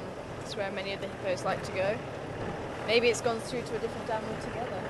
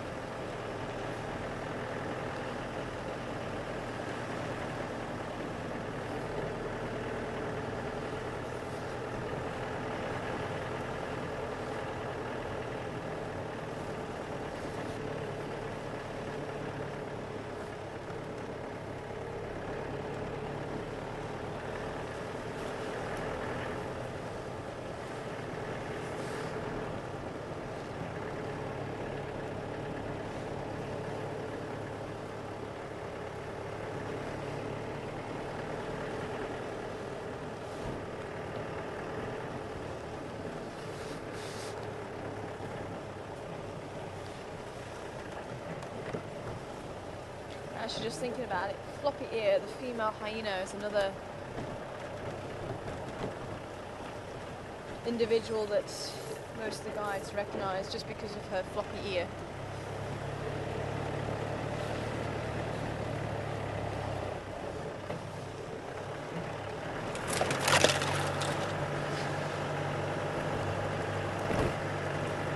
What I do love about what we do is the fact that everybody who watches can actually see the lives of these characters that we see on a fairly regular basis unfold.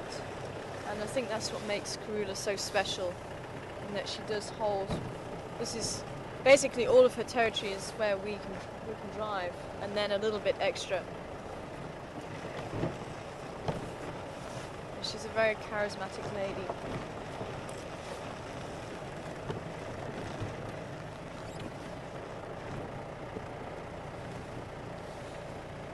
And as guides, we do get to know the animals that live in the same areas you drive in.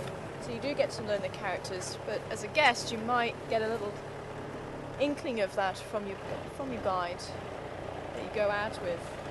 You don't get to experience what we experience as a guide. So if you come out on holiday and you just see a leopard, and you enjoy seeing that leopard, but with what we do here you can actually enjoy their soap opera of their life, which is what part of being a guide I really enjoyed. I really enjoyed getting to know the animals and getting to understand the little quirkinesses and the characters, and learning where they like to be and where they don't like to be. And it was just like with Karula yesterday, she went back to the same weeping wattle that I saw her sitting underneath a little while ago when she was hiding the cubs in a den site, which was not too far from where she was. There's a termite mound a few meters away. That's it seems to be one of her favourite places at the moment. And the fact that we can share that with you, you can join us on this journey, I think is very special. I just want to check around here. Oh, and JJ, I forgot to say, if you are watching, I hope you are, you know how we were looking for a hammercock? A couple of minutes after we closed down, we saw a hammercock just here, after searching for a hammercock all day, all drive. One poked its head out.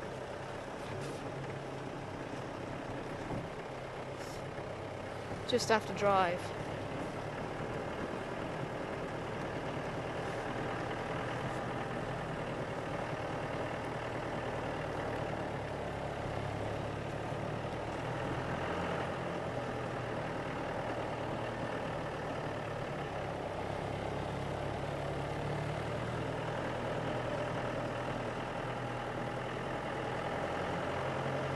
I was hoping to find some sign of the lion tracks here, but it could have been even further south. It was a very calm night last night, so the call could have carried. It could be that he went further south from when he called. It was, I think, maybe about 10 o'clock last night when I heard him calling. So could have moved around throughout the day. Throughout the night, should I say. Could have moved anywhere. Could have crossed right over our property and gone north. Could have gone south. Could have gone east, west. I didn't hear him calling after that.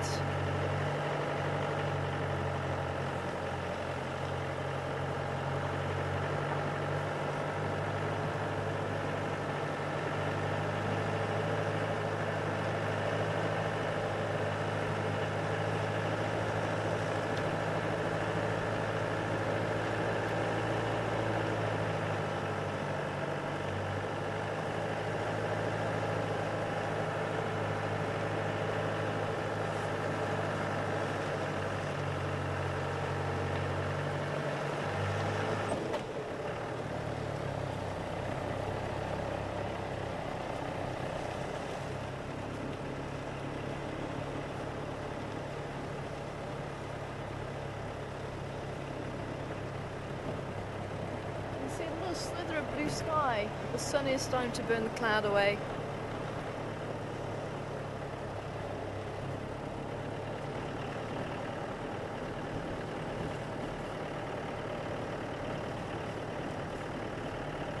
And anyone following us on the map, we're heading west. Oh, actually I think someone was asking about that the other day. Just in case you missed the website for finding the map, you need to go to www.wildearth.ning.com. So that's www.wildearth.ning.com.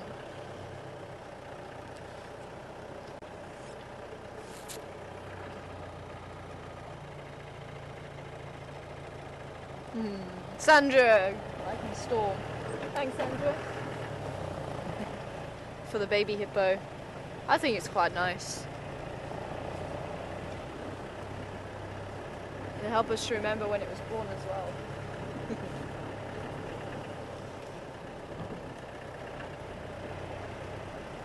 As I say, it's up to you guys.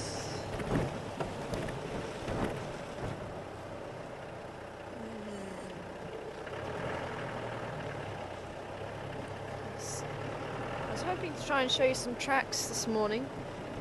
Looks like Hyena's been moving around, but unfortunately they're not too clear. It looks like there's been a honey badger down this side as well.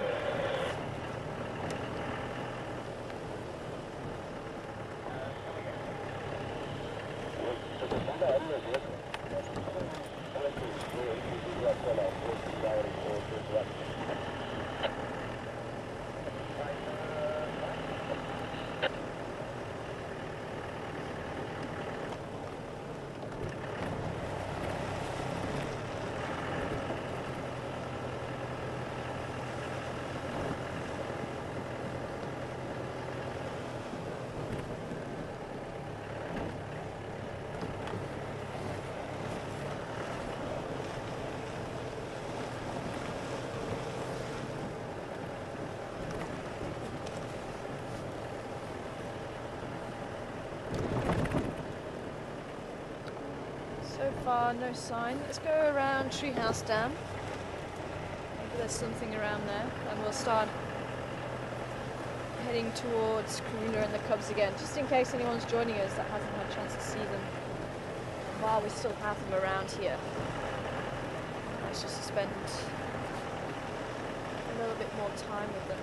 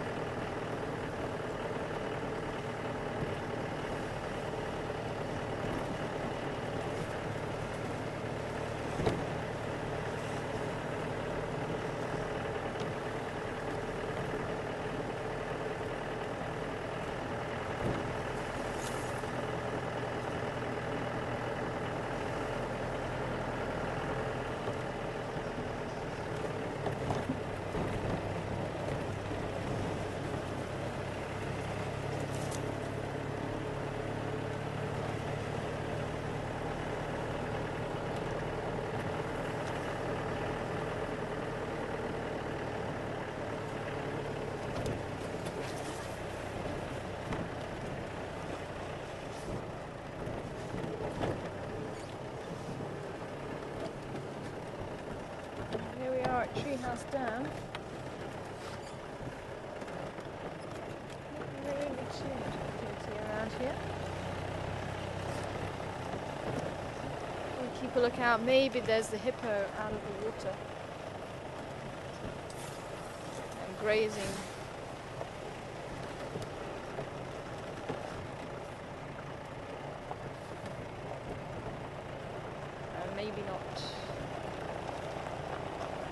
have seen aardvark tracks here, so there couldn't be the chance of seeing an aardvark.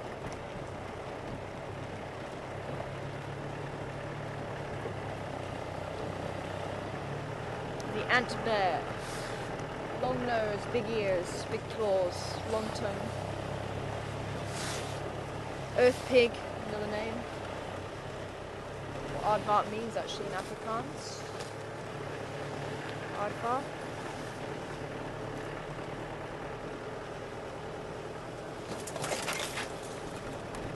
Probably about how big in body size? Yeah, that long tail as well, very muscular.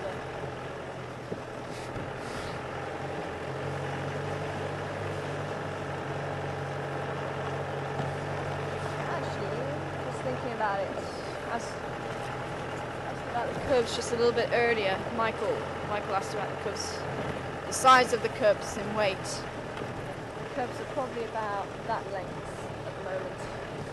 The stands maybe about that high, not including the tail.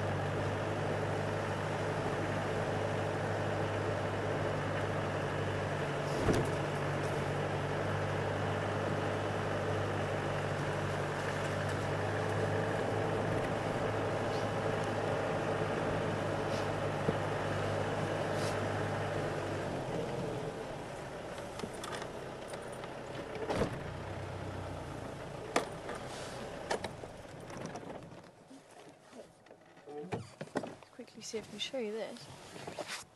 Don't go anywhere.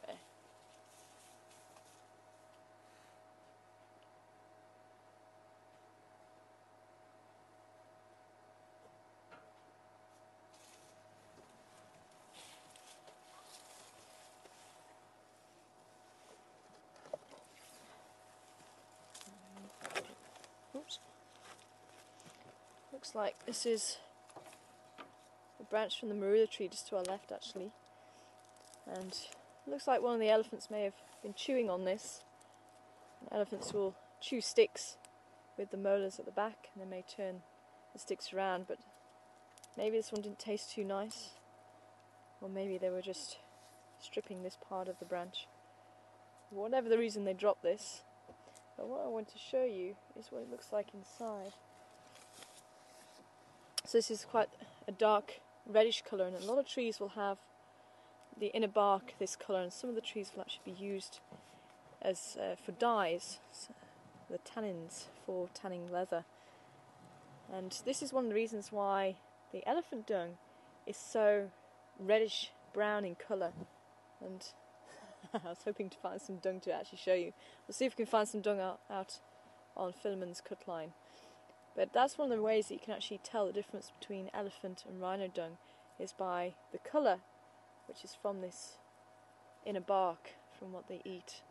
And it's also quite fibrous as well. Now this one doesn't really make a great rope, but there are some trees that do, and you take the inner bark, and especially if an elephant's been chewing on it, they've made it really nice and tender, and you can actually sort of weave the bits of bark together. You'd actually either plait them or twist them and then twist some more bits together, and you can actually make a very strong rope from the inner bark. But as I say, the Marula tree, I've not really heard of it being used before that. You can see it's quite fibrous, but not long strands like some of the acacia trees, which make very good rope, and the common wild pear also is a very good one. I just wanted to show you that quickly as we continue back to Karula. We'll see if we can find some elephant dung for you.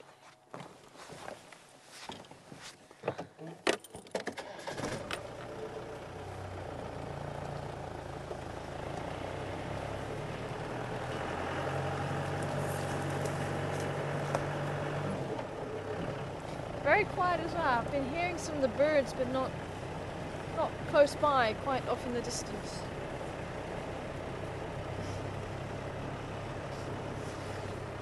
Ah, there we go.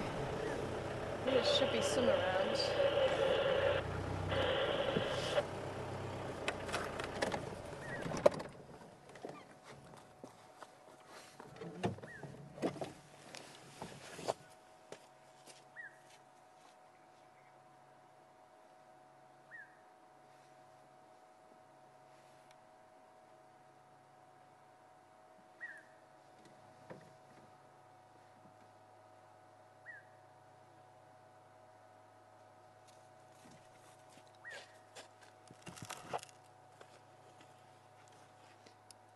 Yeah, that's the size of quite an average sized piece of dung from the elephant.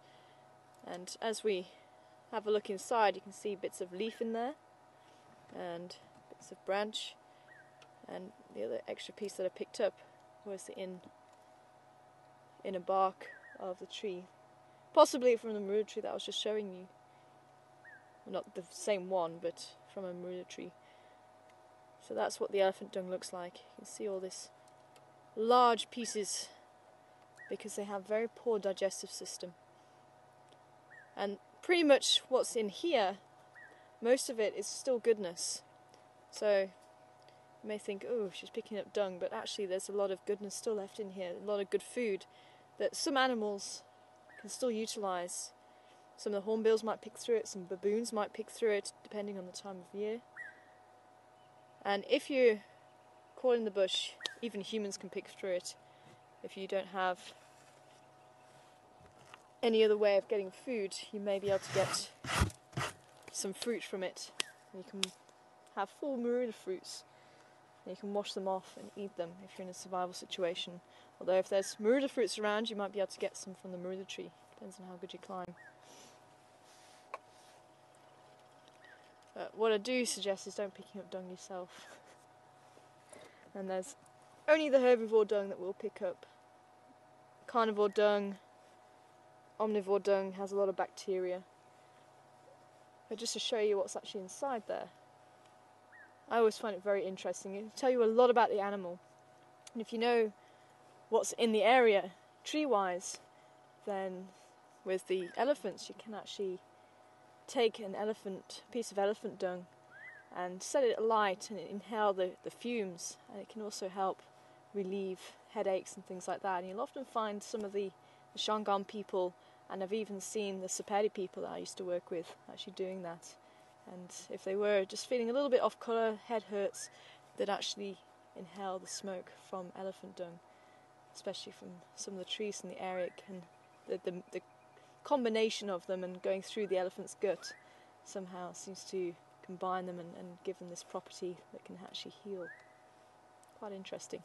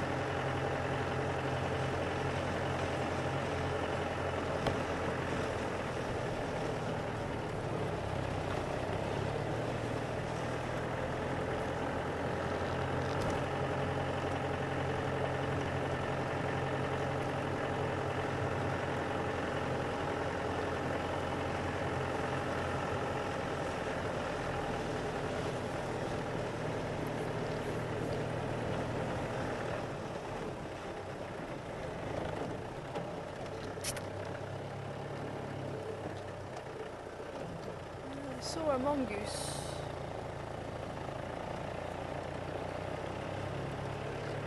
Crossing the road. Oh, sorry, Christopher Franklins.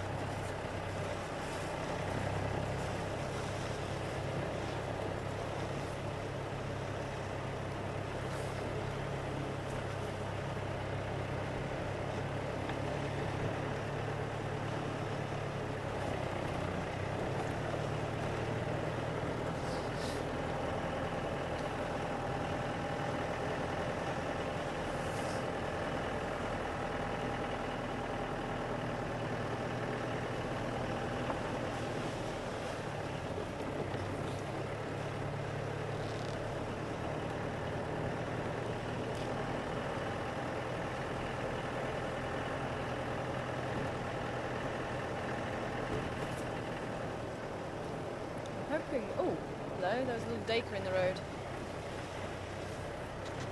He's running away.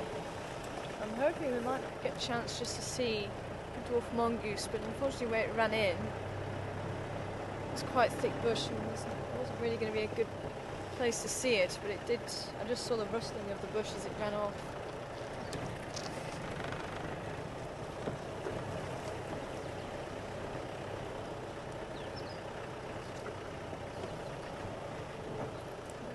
That lives around here. It could even be the same colony.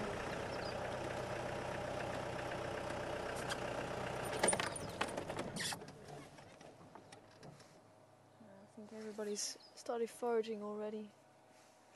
You can see all those large holes where they've changed the way that the termites have built the holes. The termites build very tiny holes because they're tiny creatures, but when the dwarf mongoose take over, you can see them enlarging those holes and those tunnels to accommodate their much larger bodies. This is what we were seeing earlier. You can see it's fairly light in colour, but if it was a mound that's being utilised, these holes would be blocked up and you would see that difference in colour in the sand or the soil. That's taller than me.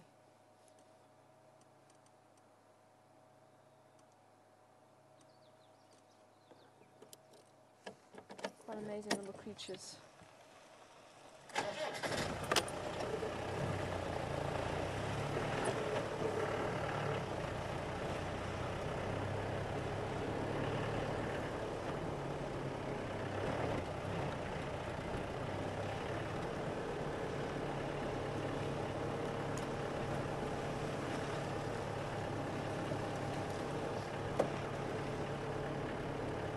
Is there any station with the Ingwe on Impala planes?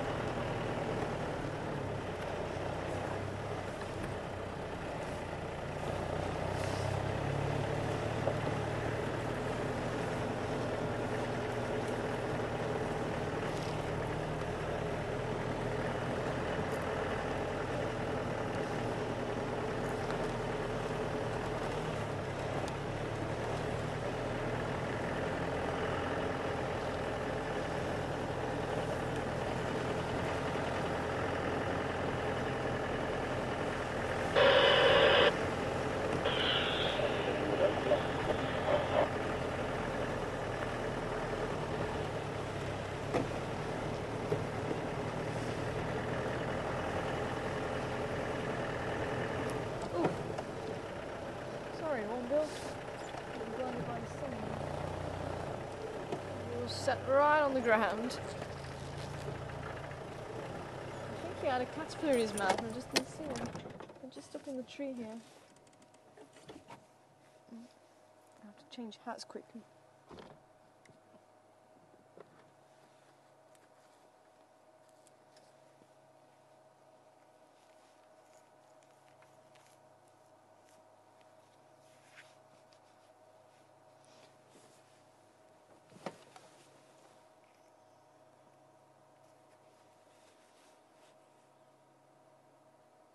Yellow-billed hornbills.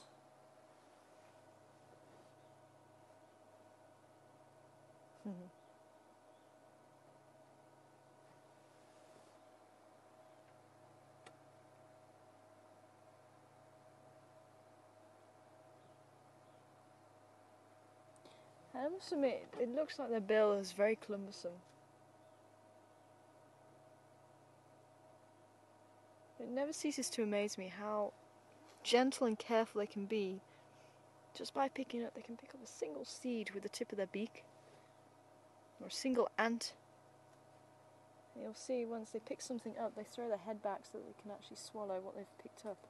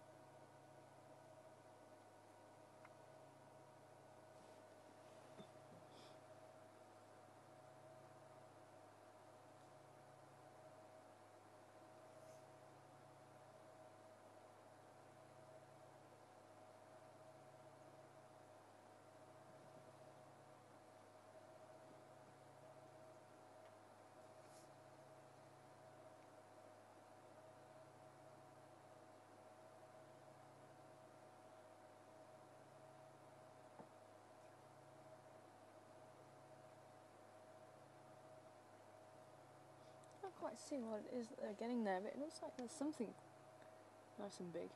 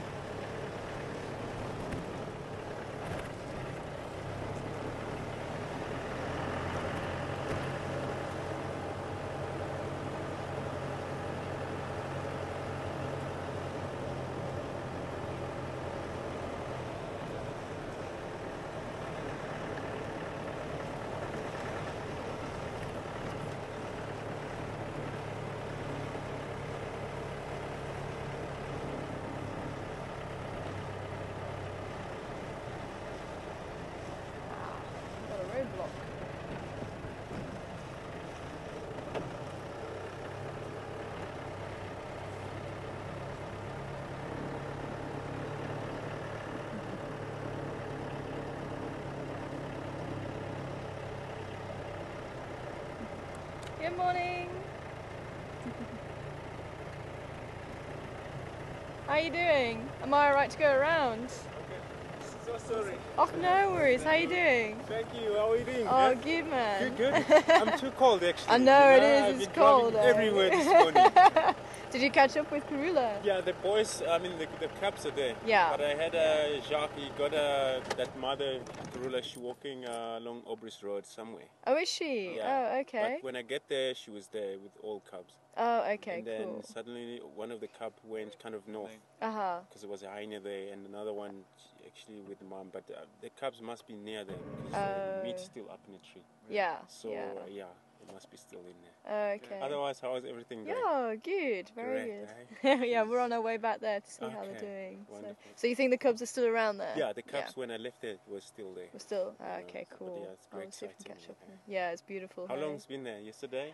She made the kill 2 days ago. Oh, okay. And then she's only just put it up into the tree sometime last night because it was still on the ground yesterday morning. Okay.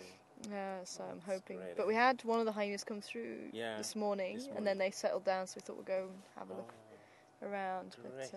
But yeah, cool. Yeah, yeah, we're trying to keep ourselves warm, but you can't. You know, winter time you got flu, you got seasonal things going on. So, yeah, I'm not driving this afternoon again. Oh, okay. Do you want to say a quick hello to the viewers? Oh yeah, actually, awesome. Yeah. Say a quick hello. This is Andrew, everybody. Hello, how are you? This is Andrew, everybody. I just want to say hi, good morning, and hope you all enjoying your morning safari drive with Taras and cameraman. All I think is going on. Hope you're gonna find this couple. I left them there a few minutes ago, so they're still hanging around. And awesome. Fingers crossed. All right, yeah. All right.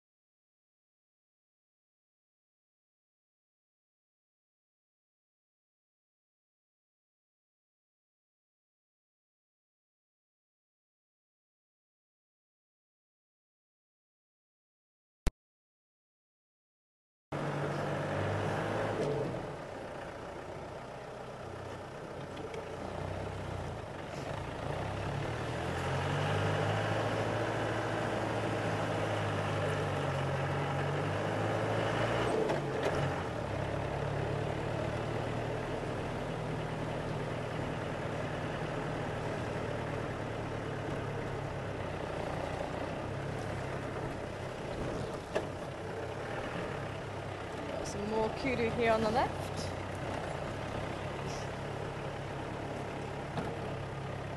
And good morning to you, Laurie.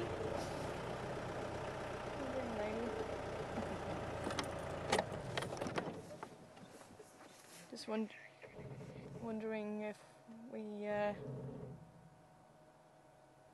think there's a bit of static there, but I think you're asking about the rhinos. And is there I think change in their behaviour depending on the season, because we haven't seen any on drive. And there's been some sign of them, as you saw. There's been some dung on the side of the road, and I think you said you saw some when you were on safari. But this time of year we can still see them. They are around all year round. But it could be, the temperature did drop a little bit just after the sun rose. And it's still been a little bit nippy, so it could be they're just hiding away in a thicker bush. Little calf looking at us. Let's see if we can head back to Karula's cubs. So we saw a rhino a couple of days ago. The territory holder Shorthorn. He was somewhere on the western side, heading that way. Western side of Zoe's Road, actually. It was actually just at the end of this road on the junction. Sorry, eastern side. With Gowrie cut line. No, Gowrie Main. My brain's gone. I don't know what's happened to it.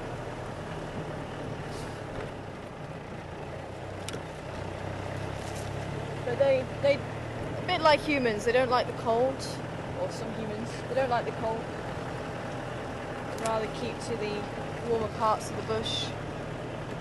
But in summer you'll see them wallowing in the mud to try and cool the bodies off and try and protect themselves from the harmful sun. So it does really depend on the time of year that will dictate their activities of the day.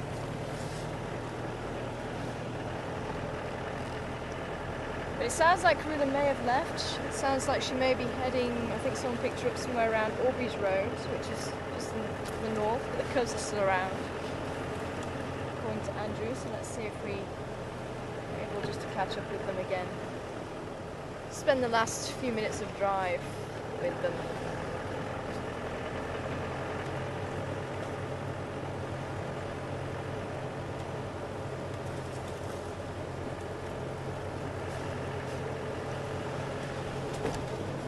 Andrew, you may hear us talking to Andrew quite a lot.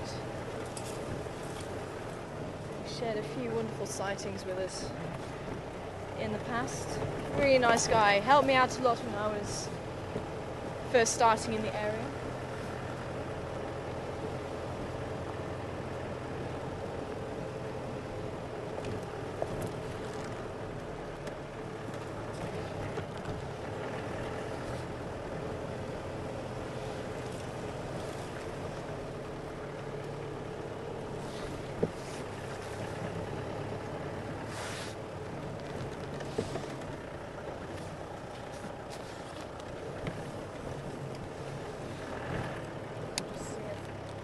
Is still with them. I think it is an open sighting now. Drone station with the Ingwe on Impala planes.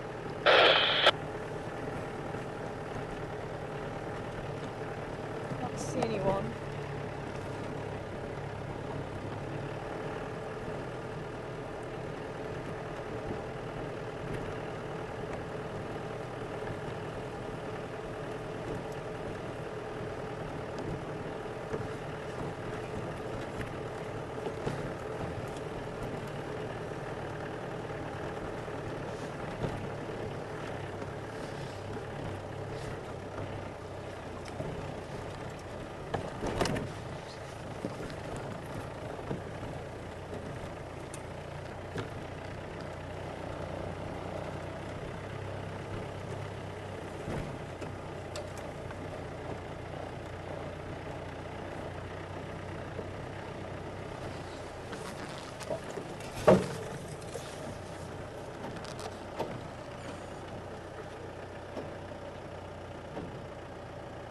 Ah, that's interesting.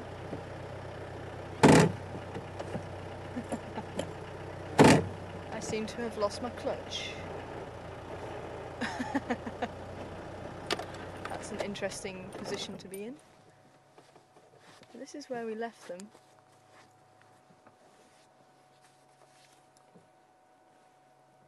I think I'm going to have to quickly try and put some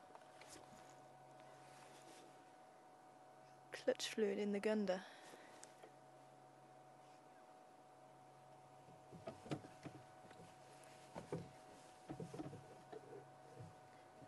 There's the Impala. Keep a lookout for the cubs and hyenas for me. I'm still quite far from the tree, so hopefully I won't disturb anything that's there. Unfortunately, I don't really have too much of a choice.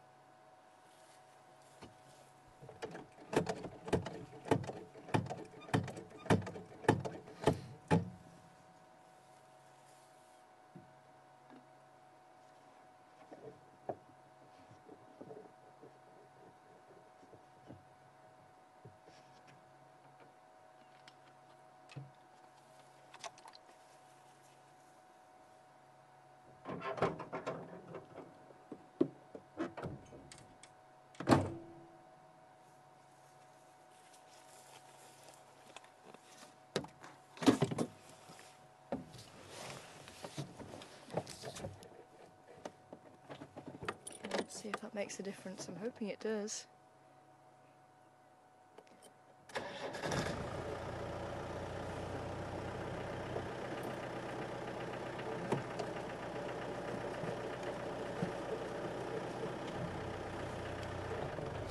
Aha. There we go.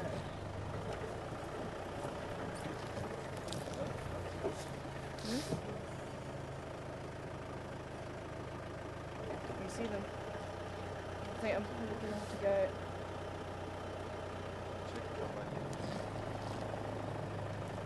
Over that side.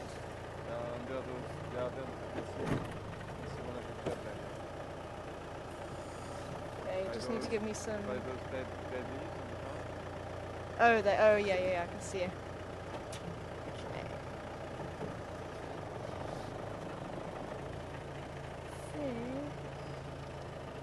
It's coming over back to the tree there. Yeah, it looks like it is coming this way.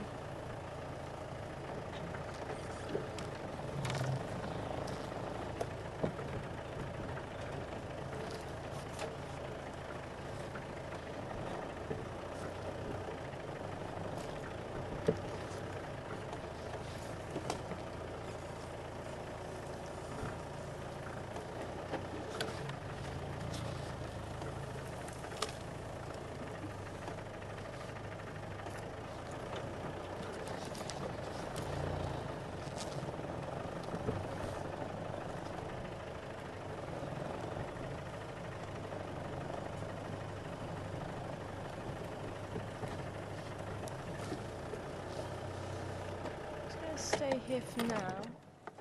If one cub's around, I'm sure the other cub is also.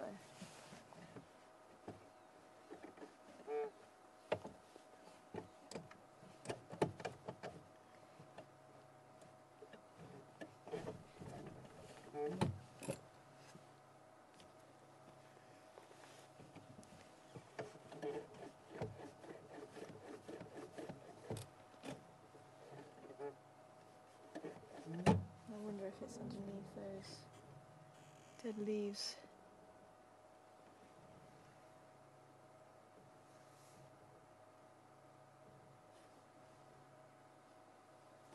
Good spotting once again from Sebastian, well done. Just going to go over and just go around the corner here. We're not going to see them a little bit better.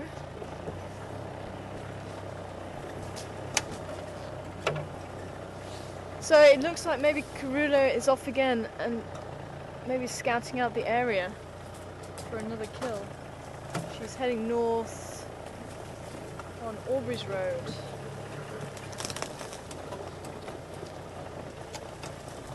That's where she was last seen.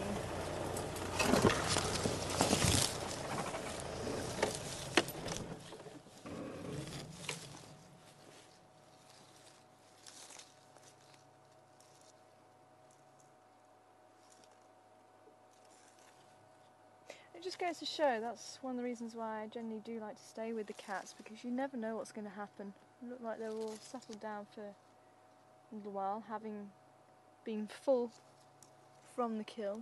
I wasn't expecting her to move as quickly as what she did. But it just goes to show they have their own minds, they have their own agendas.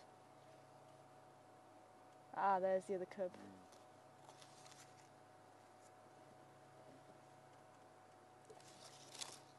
So it is up to them, and we can only learn from them.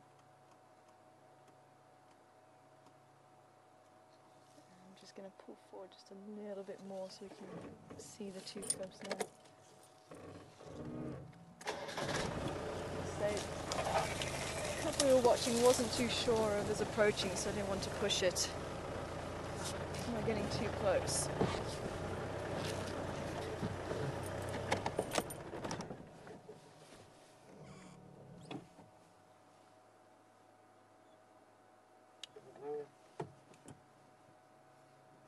Once again, they're back on the ground. As there was a question from Jody and Michelle earlier. When will they sleep on the ground, or when will they sleep in the trees?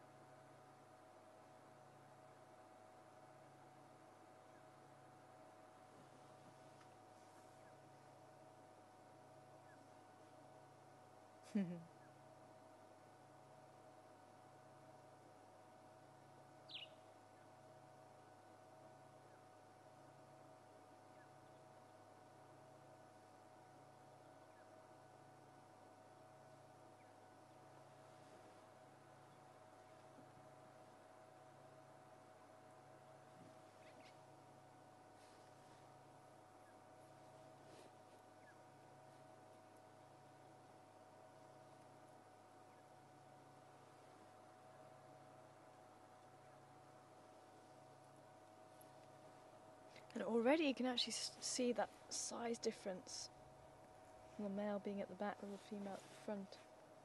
They do have quite a big size difference.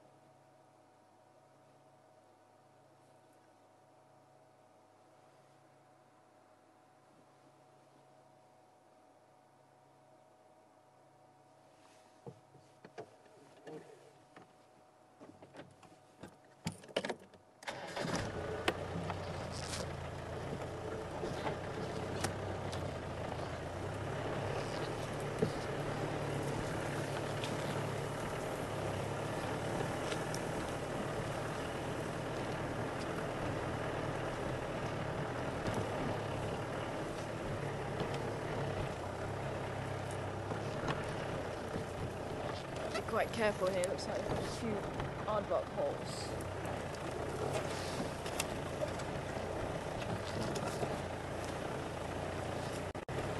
Again, not going to get too close to the cliffs. Carry on with what they want to do. Let's see if we can get another shot of them.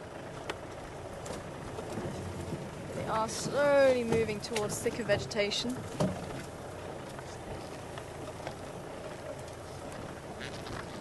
Just through there.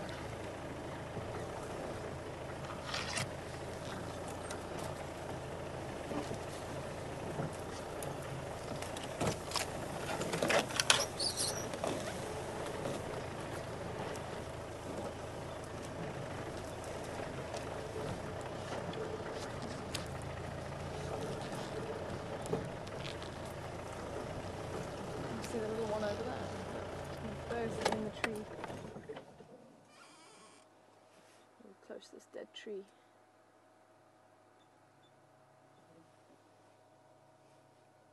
And even while Mum's away, they're very curious of their surroundings, checking out everything.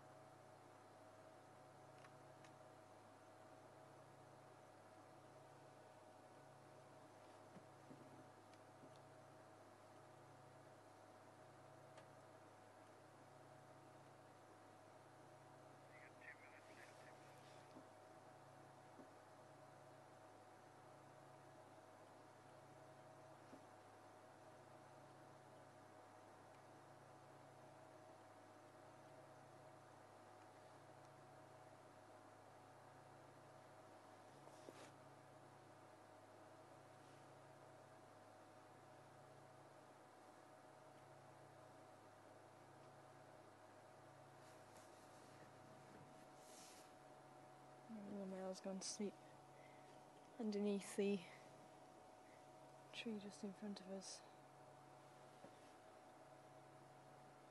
And I wonder if this is where they're going to be staying for the rest of the day. They may move around a little bit.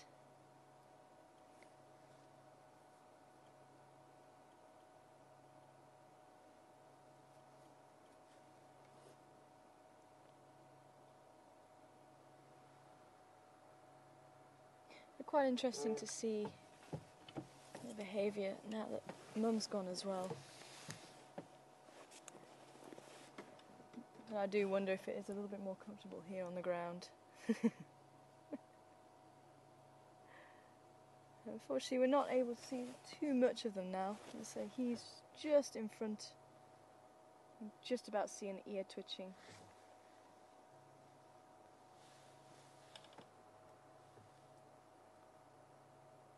Suddenly a little bit more lethargic than yesterday.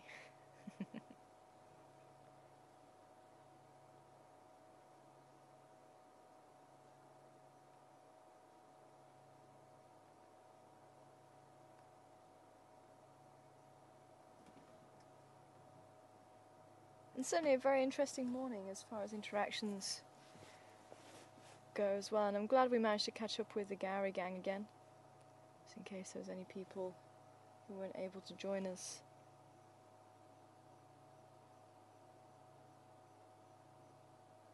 We'll just stay with these cubs just a few minutes just in case they do move, but I think this is probably going to be the last that we see of them today.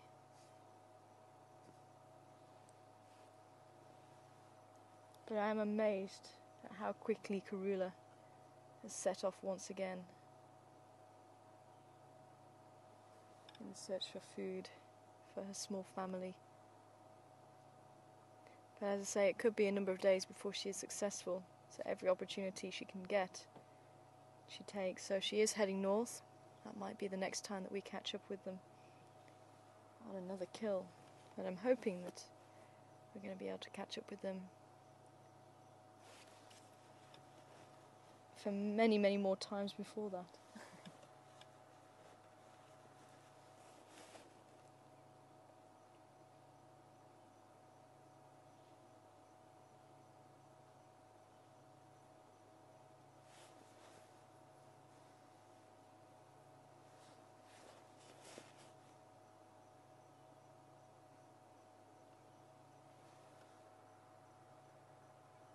You see, still breathing quite heavily after eating such a large meal. You can see the belly still very much expanded.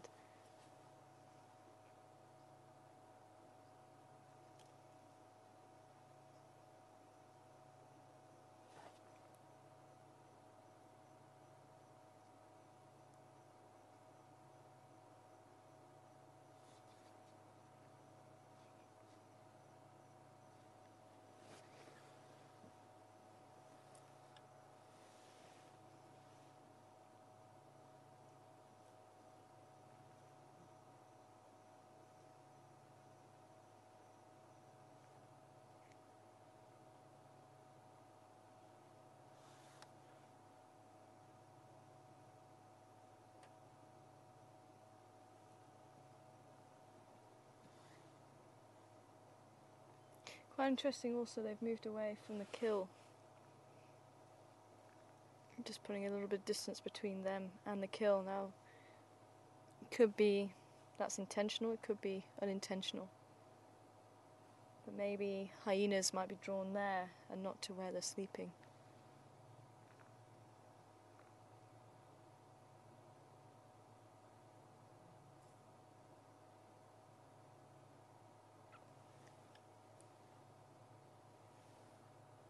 But I think they must find the ground a little bit more comfortable than the trees.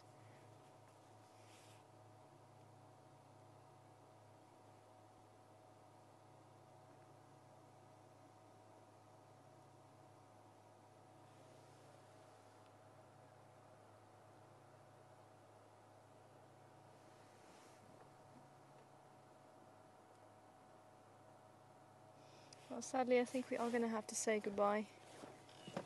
I think they are resting once again.